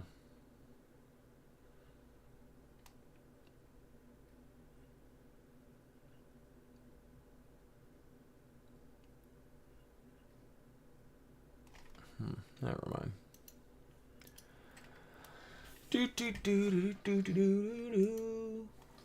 Alright, just gonna kind of walk through some other random stuff.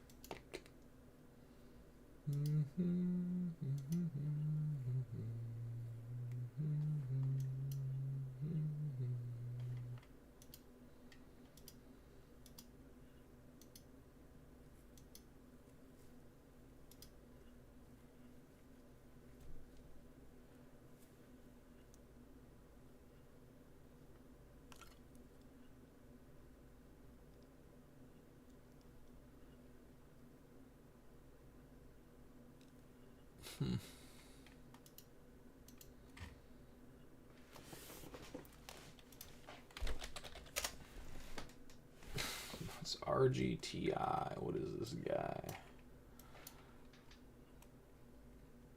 Yep, RGTI having a good day. Let's see. RGTI 30 minute. Yep, RGTI started an uptrend just today. That would have been a good pick in the pre-market. And that's what I mean is like you just have to be following. You don't always know what they're gonna be, where, when. But I mean RGTI. Look at this one, right? RGTI, same thing, just like AVGO yesterday, in the sense that this morning pre-market a RCC RGTI starts uptrend, then right into the open, back test uptrend and go. So essentially, what you saw today on RGTI is pretty much a bull flag over and into the 30-minute uptrend. So ready, up, bull flag, back test, 50 SMA, gone. All right. So nice, cool. That's pretty sweet.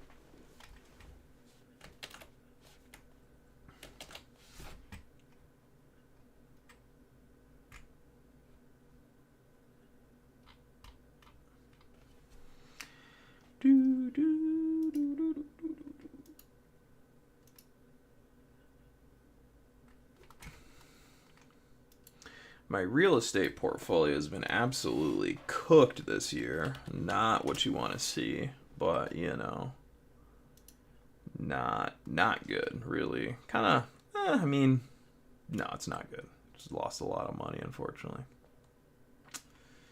Yeah. Yeah, this is the real estate portfolio. I'm down 16.9% on a trailing 12 month right now. Mainly because I've had to remodel another property, so that's costed a bunch of money and it hasn't been rented out. So no cash flow, all expense, and then another rental. This is the other one here. This one is at a still a negative trailing 12 month, unfortunately, but that's also because I had to replace a new electrical panel and everything. That was 6 G's along with some AC stuff. So we pretty much got like a little over 8 G's or so into this property this year. So it's been taking a while to claw back into the positive. So we're pretty much just negative everywhere on our real estate game right now. That being said, we have had 32.5% appreciation on this property since owning it. At the peak of inflation, we value it at $450. The Kensington property, the bane of my existence. Look at this guy, just freaking, just expense, no capital while we're renovating. Now trying to sell the property, which isn't going to happen because the economy's changed. So I was trying to kind of skate out of this property before things got worse, but it doesn't look like it's going to happen. So it's going to have to go back to a rental. Look at that, down 41% trailing 12 month. That's what you get for renovating, no rent, and then being in a market where interest rates have screwed the stock market. And like we said, heading into 2026, probably going to have some economic changes. So it's trying to kind of get out of this one ahead of the economic changes coming into 2026, but probably won't happen. Peak of inflation, property value 600 grand, now 441,000 right there. So again, we've already seen. So realistically, I had renters in it that were destroying the house back at the peak of inflation, so I couldn't really get them out and then sell at peak inflation and hot housing market because it needed so much renovation. And then so from getting them out and then renovating, and here we are. So market time is no longer correct, and we're probably headed into that recession. So I seen quite a bit of wealth evaporate on my end from, that's 600 grand and there was 450. Other guy here, this one isn't a rental. I'm currently in this one, but it's going to become a rental. So, but we got 14% appreciation on this property since we've picked it up. So not bad. So overall decent appreciation, but nonetheless. So that is the rental game for you and rental property stuff. So yeah, unfortunately, over the past year, basically lost 16% on my rental stuff, mainly because of big expenses and having big remodels. So it's just kind of a part of the game. But if you will, if we go back to like Paramount here, during April, 49% return, May, 47% return on capital. June, June 25th, minus 8%. Why that? April, May, June bigger expenses, repairs in the 1600. But August 48%, 49%. So as far as rental, it's doing well, but we just had some big expenses there. So anyways, it's been kind of a rough year in that regard.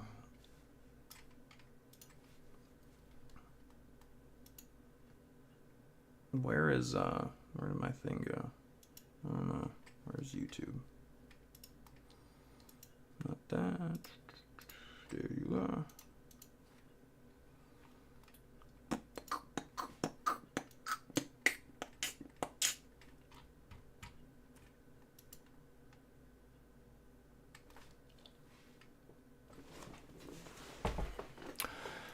Do.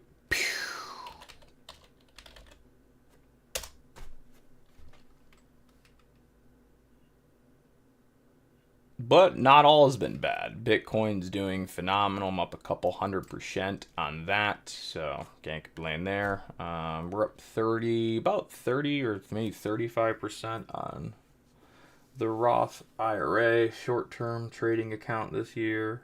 And then I think my long-term portfolio is up pretty good too. So, I mean, it all just, all plays its role here and there and what have you. But overall, I guess it's been a decent year. But real estate would be a nice bet to pick back up. So, fortunately, we're not going to be able to sell it in this market for the prices I want. So, then we're just going to keep keeping it, and just is what it is. But it's kind of one of those properties like, it's a little far. Done a lot of work to it. It's really nice right now, but unfortunately, market dynamics have changed, and that's all something we've seen taking place and expected to end up happening. So it's kind of like, well, figured this would be the case, but we tried our best. So we took a pretty big hit over the last year renovating and trying to sell before things are going to get worse, but it doesn't look like it's going to happen. So just going to be riding the recession wave on that house, which is, well, not necessarily. We can get some people in there and rent back up, then maybe an investor will want to pick it up off our hands when we have active leases. So we might do that. We might keep it for sale at elevated prices with tenants in it next. We've done the whole vacancy thing, stage housing, but so weighing some options there.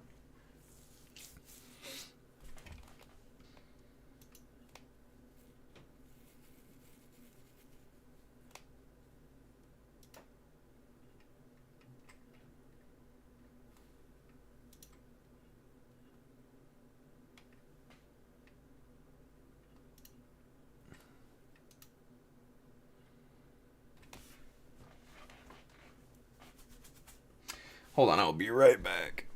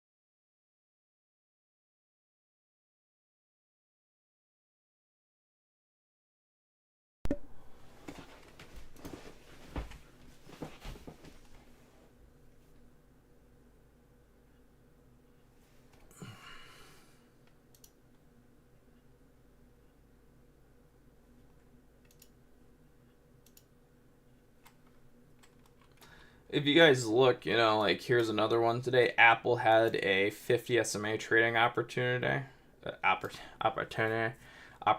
today.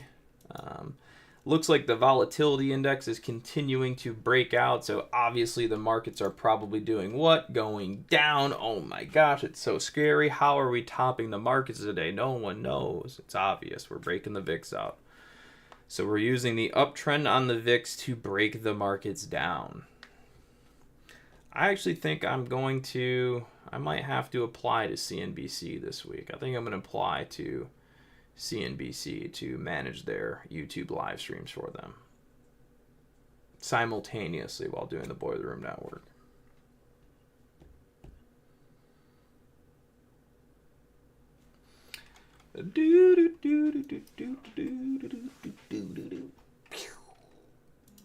What's our 30-minute volume weighted average price looking like?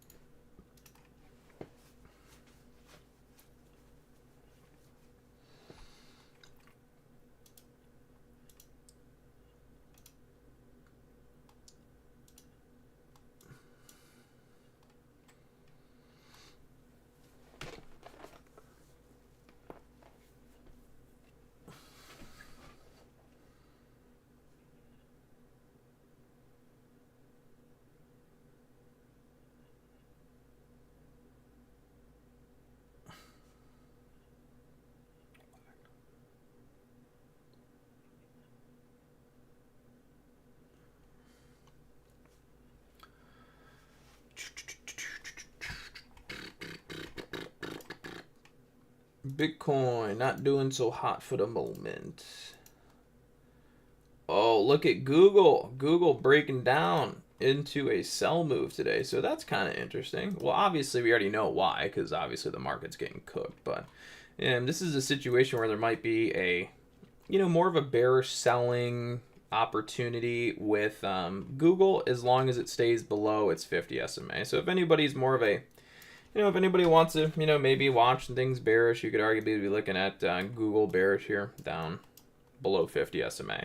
It works the same exact way as every other market, so this is pretty much it. You can be, negative Google below here and positive over. So the market can and will try to play games with you, but that's pretty much it. So we'll see if Google ends up staying bearish below 244.48.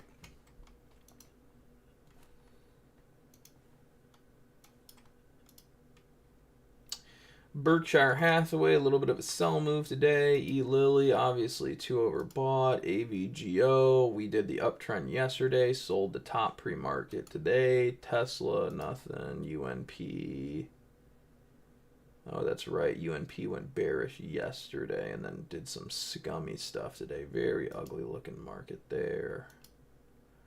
V, nothing. Amazon flirting with the over-under. So Amazon right now is right on the over-under. Also playing games today. Not making it easy.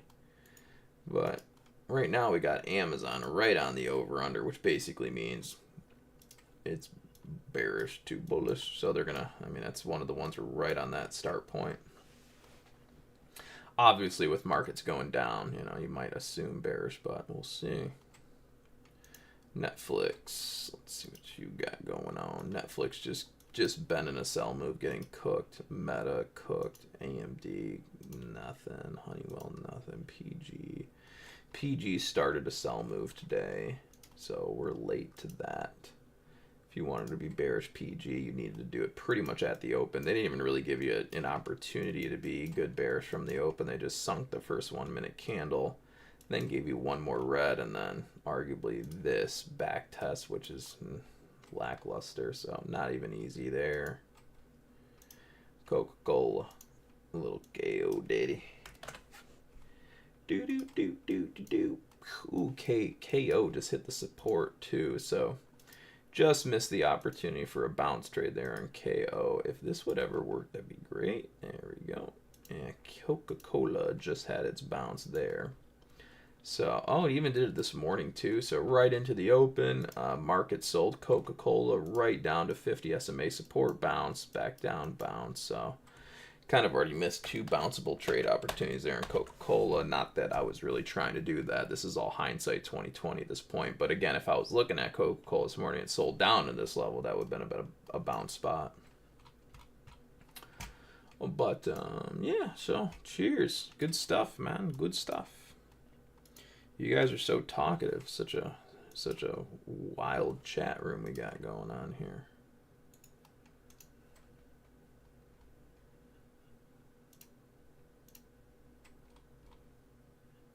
Oh, Bitcoin's going down. Oh my goodness. Let's actually, I haven't even really thought too hard on Bitcoin as of late, but just because I know that the market is squeezing up right now, so we kind of just got to let it do its thing, and then we'll start to retrace levels and what have you. So let's see.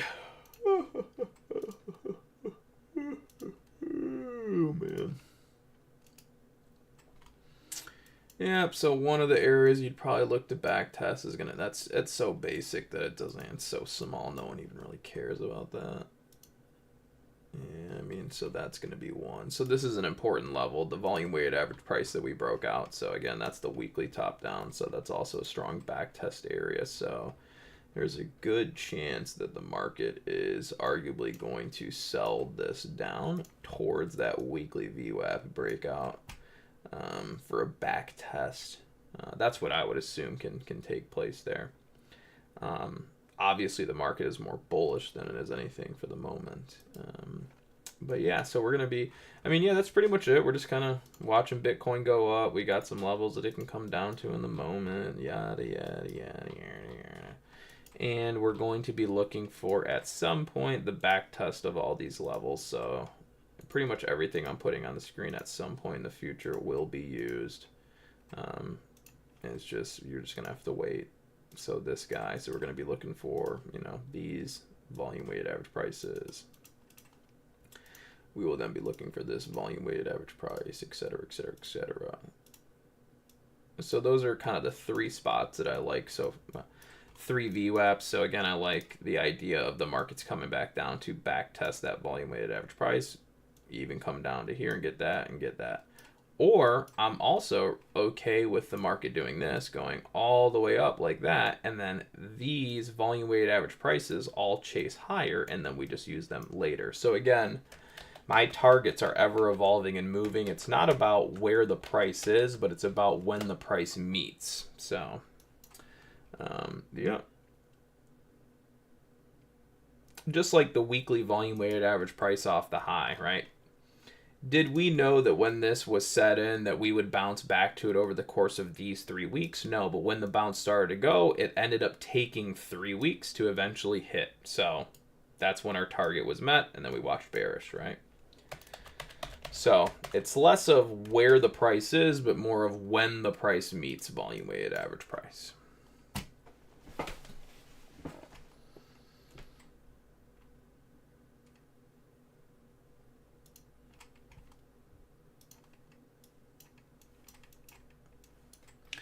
All right, so again, you have your breakdown on Google. So your breakdown, here's your first kind of pop back, still below the 50. So again, you can arguably just kind of watch that down for the moment.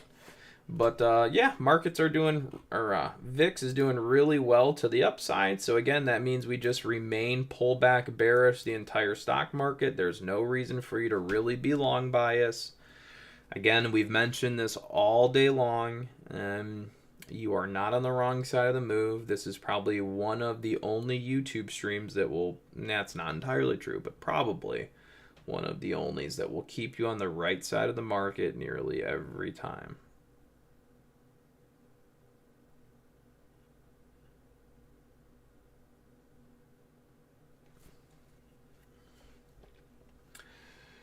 On that note, I'm going to maybe get a little refill and some coffee, probably hit ye old bathroom, and yeah, go from there.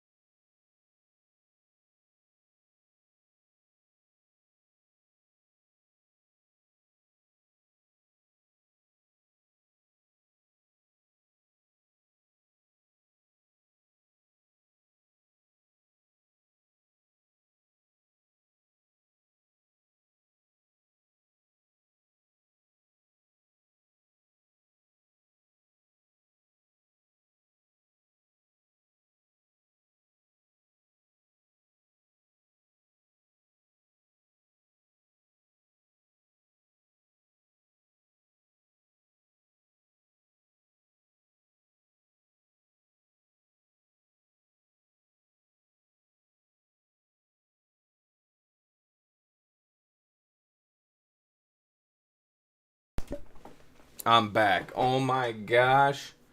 The market is going down. Like, who would have thought? Crazy, right?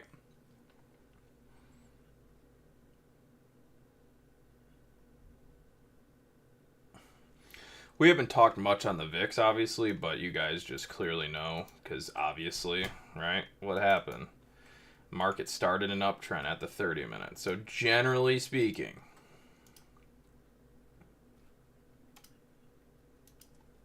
market does what? Goes into an uptrend at the price of 1608. 1609. Again, if market is above 1608, 1609, that means the volatility index has the potential to break out, start an uptrend, have fear increase. If fear increases, markets go down. So that's how you use the breakout on the volatility index too. 1 second. Let me, I don't know why it's doing that, but either way, let's go to, yeah, 30 minutes, fine. So this is how, so if we look at this real quick,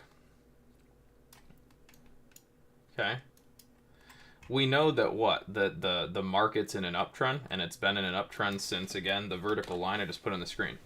All right, so since the vertical line, we were long the markets because the markets are getting positive the 50 SMA. And then just today, you know, near this high, or sorry, yeah, this high right there, where the arrow's pointed to, the reason that we started going bearish on that high, even though the market's in an uptrend, is because why? Because the VIX, where I'm drawing this white line now, started an uptrend.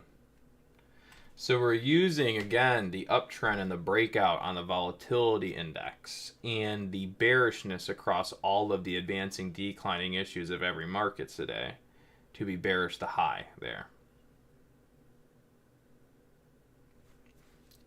Market's on a tear. Excuse me. Market opens up for the day.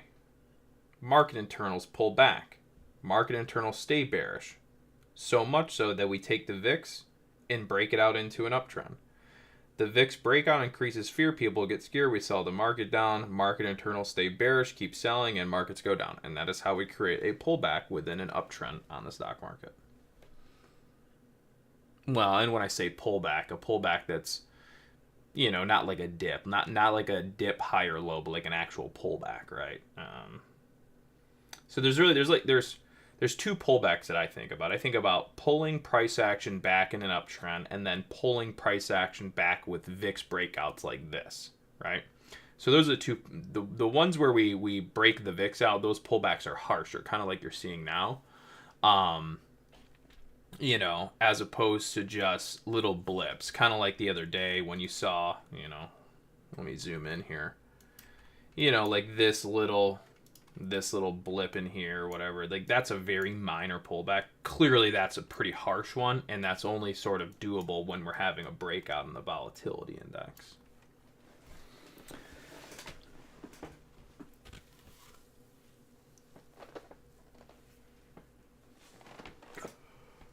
Oh man.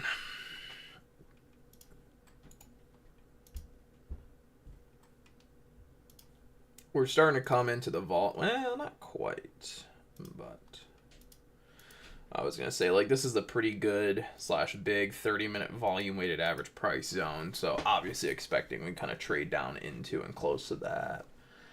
That's been in the back of my mind for some time. You've seen me put those on the screen at some point today. Didn't really discuss them because, again, I'm not trying to, you know, make it about the 30-minute VWAPs here. It just so happens the market's pulled back enough that we're trading into this area, kind of a 30-minute volume weighted average price area of interest. So assuming the market just continues down into those, and you might see some bouncing around them, we'll see. But just kind of one of those areas of potential opportunity. But anyways,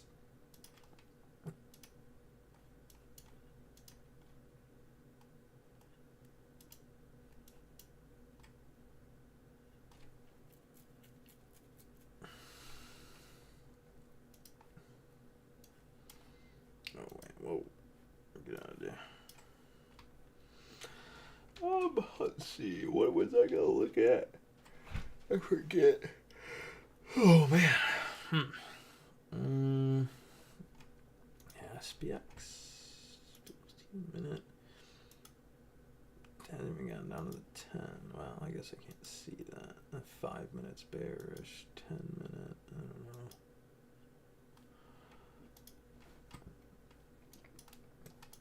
You know, let's say the next moving average in sequence 2 for the SPY is this 15 minute.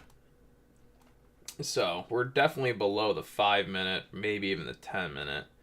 So next SMA down would be that 15 minute. So, you know, whether or not price wants to sell to it or price catch it up.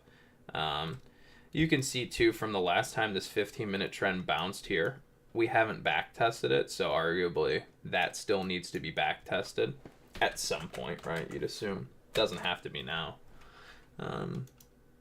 Obviously, we're still bullish over the 30-minute, but market might be working its way down to the 30-minute too. I don't think it'll do that all today. That would be crazy, but you never know. So, yeah, not going to really assume that because this probably won't sell off for forever. We're going to have to bounce it at some point. Might very well use these volume-weighted average prices here, So real quick, we'll just kind of zoom in just so you guys can see the real-time interaction of markets when they trade into 30-minute volume-weighted average prices as you're seeing here. Again, we don't control the market, but these are valuable areas. So like right there is one, and then obviously the one below here could be one. So we'll see how the markets are doing. So far we have one green candle starting there. But anyways, so these are kind of 30-minute VWAP zones that I'll pay attention to, but also depends on the time. It's only 11:06, so you know it's still a little like, for example, if I don't know, I'm just explaining strategy right now and some things that we watch, but if you were going to bounce these volume weighted average prices here, it's only 11:06, so well, yeah. Sometimes you need to wait for the new 30-minute candle is what I mean. So you still have 24 minutes before a new 30-minute candle. So it's like you're coming into 30-minute VWAP support over under levels, but still have 24 minutes until the next 30-minute candle. So a lot of time we won't see 30-minute VWAP supports work unless the market kind of, you know, trades there for 30 some minutes or whatever. But this is that first initial scalp. So like this is again first attempt down, 30-minute VWAP scalp long, right? That's what you're seeing. And how did we pick that exact price point as a potential 30-minute support there? Just simply because just a VWAP, that's all. 30-minute VWAP. We're just taking just like you see us do on the 1 minutes, how we go like this. Ready? I'll show you real quick. Obviously you guys probably already know. But nice little bounce there off that 30-minute VWAP. But yeah, so you guys already know how we do stuff like this. We're going to take the market down, right? So this is the 1 minute. Go high. Or not. It's still waiting to update. That's weird. I just don't got it, right? That's cool. I guess I'll add another one. There it goes. So yeah, same way we take, like, again, anchor the 1 minute VWAP, and that gives you how the market's going to kind of go to here, and then it can have resistance to stay down, right? And then we would take the VWAP from here and we move it to the next one over, and then that gives us how it's going to pop up and then go down, right? So it's the same thing, but we're just doing it on a 30-minute right now. So if we go back to the 30-minute, you're going to see it's the same thing, but for uptrend, all right? So we're just taking the previous dip, right? So we're just taking that, you know, higher high, higher low sequencing, adding VWAP on the 30-minute, and then it's like if the 30-minute chart wanted to high or low or hold support here, that would be the 30-minute VWAP support area. So that's just what we're doing right now. We're just looking at that 30-minute volume weighted average price, higher low potential zone, and then using it on the 1 minute to arguably look for a bounce there off the bottom of that sell-off.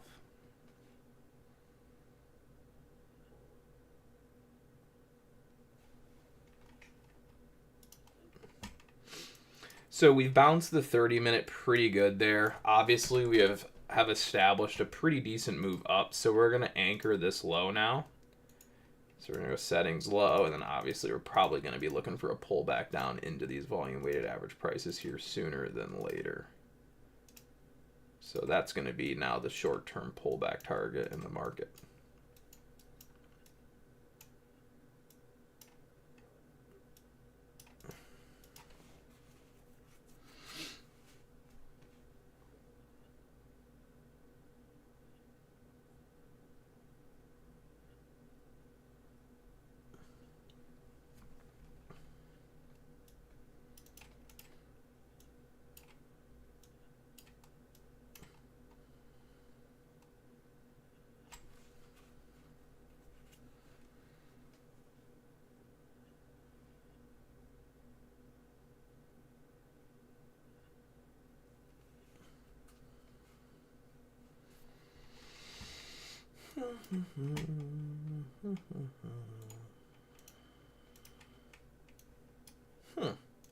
Let me double check some market internal stuff real quick. Let's bring it up.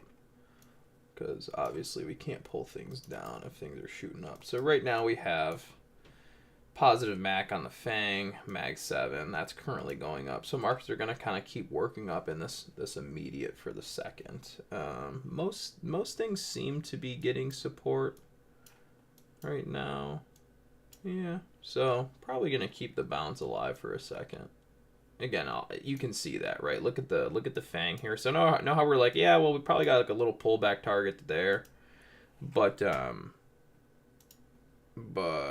you can see right there. So look at where I'm highlighting my cursor. You see that little green candle there? That's across, again, your major market cap stocks. And so the major market cap stocks pop here. So we're putting in that big green candle there on the SPY.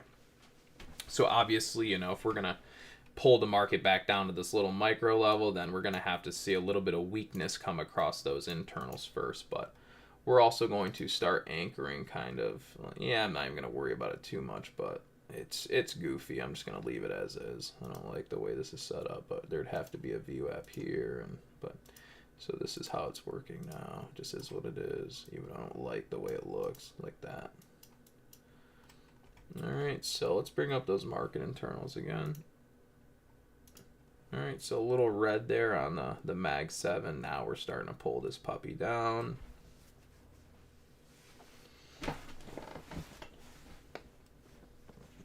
You guys are so active here. YouTube is so active with that stream, baby.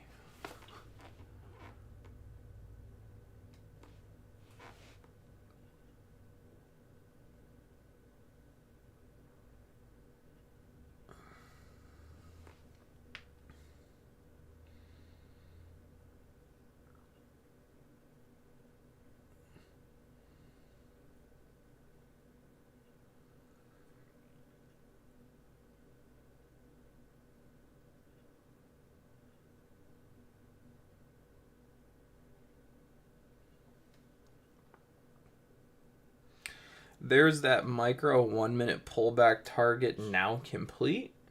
So cheers, that's all done. I don't know how many recommendations for trade ideas that is today that have worked out, but it's quite a few. Again, I don't even keep track because you just repeat the set, because you know it's just a repetition of the same thing over and over and over and over and over, and you just know it's gonna repeat to some degree. So again, I don't really even keep track of those things anymore. But so there is that 1 minute stuff complete again, and you know, it's not that the things that I pick on the screen have to be, you know, like for example, right? We can see with this VWAP, right? We were like, yeah, it's probably gonna pull back down to here, right? It's not that it can't go lower. It's just we know that's a pretty obtainable level, right? Because it could go lower or it could hold a higher low, right? So I'm trying to target an area where it could be a higher low. So I don't want to be looking for it to go much lower and then get caught in a higher low development. So, you know, when you see me do things like that, you know, when I'm looking at VWAP, it's always because, you know, to me it seems like an obtainable target. It's not something that's outlandish, or you know, we're not looking for targets that are so crazy, you know.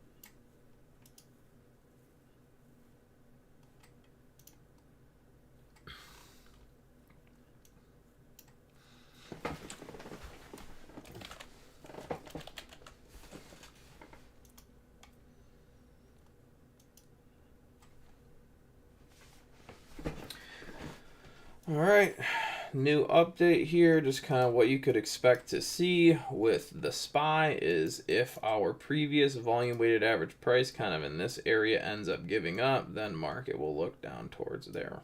Right. So that's kind of how it works, is above can still kind of hang out and below be down to about 66650.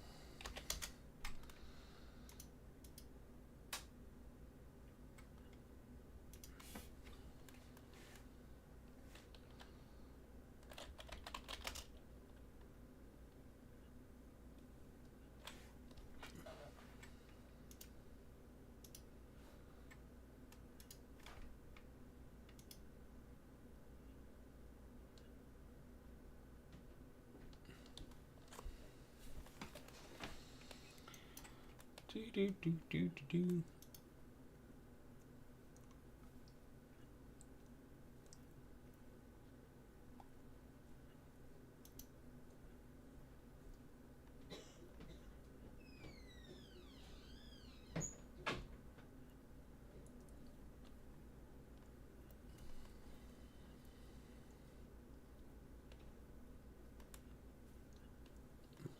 Well, sorry it's gotten a little slow here, folks.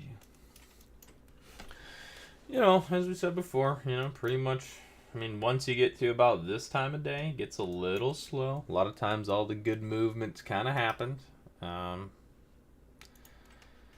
you know, and a lot of times you want to kind of see how the market is going to shake up overnight and how it's going to set itself up for the next day. It's kind of the thing, you know.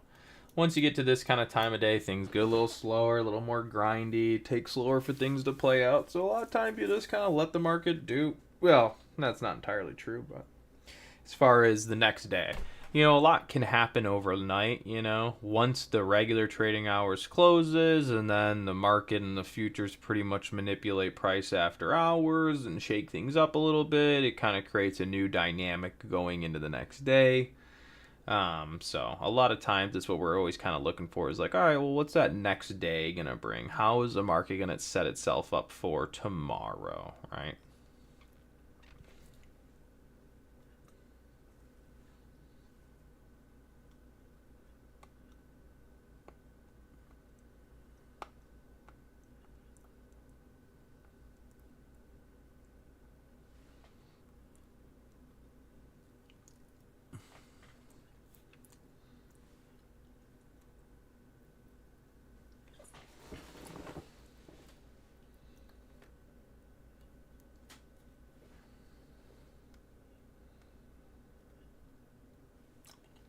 So our 30-minute volume weighted average price kind of bounce areas so far worked and or working. All right.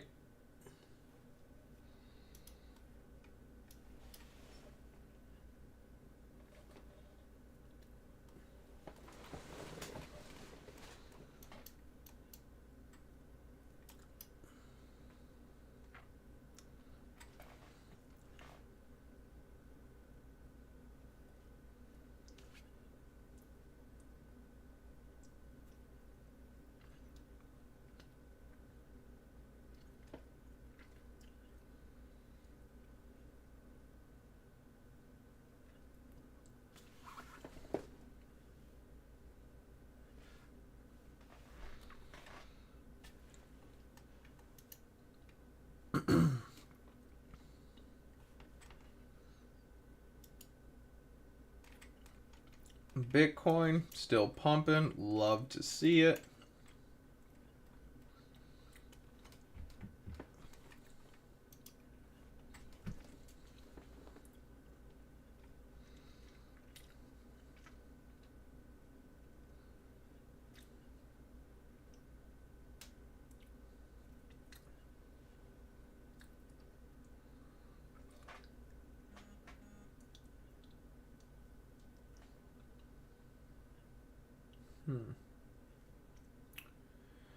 My freaking phone. Sometimes, you know, technology can really get you going.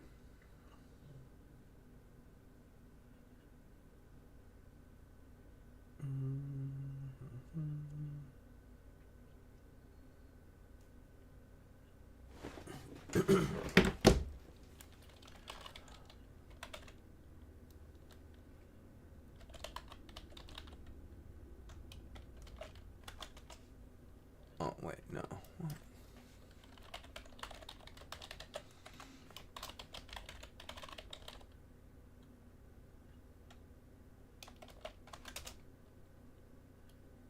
Bro, what?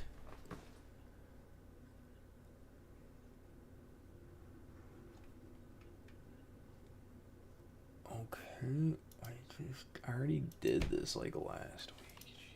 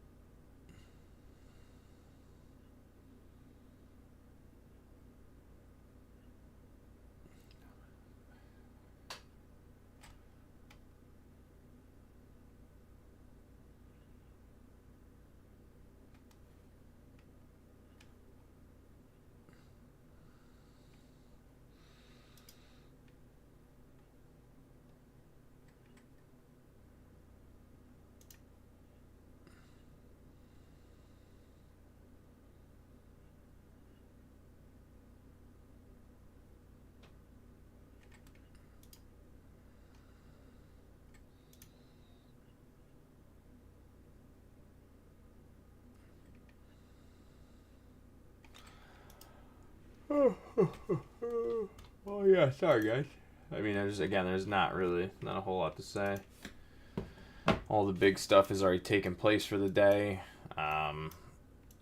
You know, I could have obviously told you here that we're probably going to do what? Retrace the volume weighted average price of that low, which again, we pretty much did here. So again, that little pullback could have been talked about, but I mean, you guys have already seen me repeat this 6,000 times. So you guys already know how to do that, right? So you don't even need me to tell you where it's going to be at.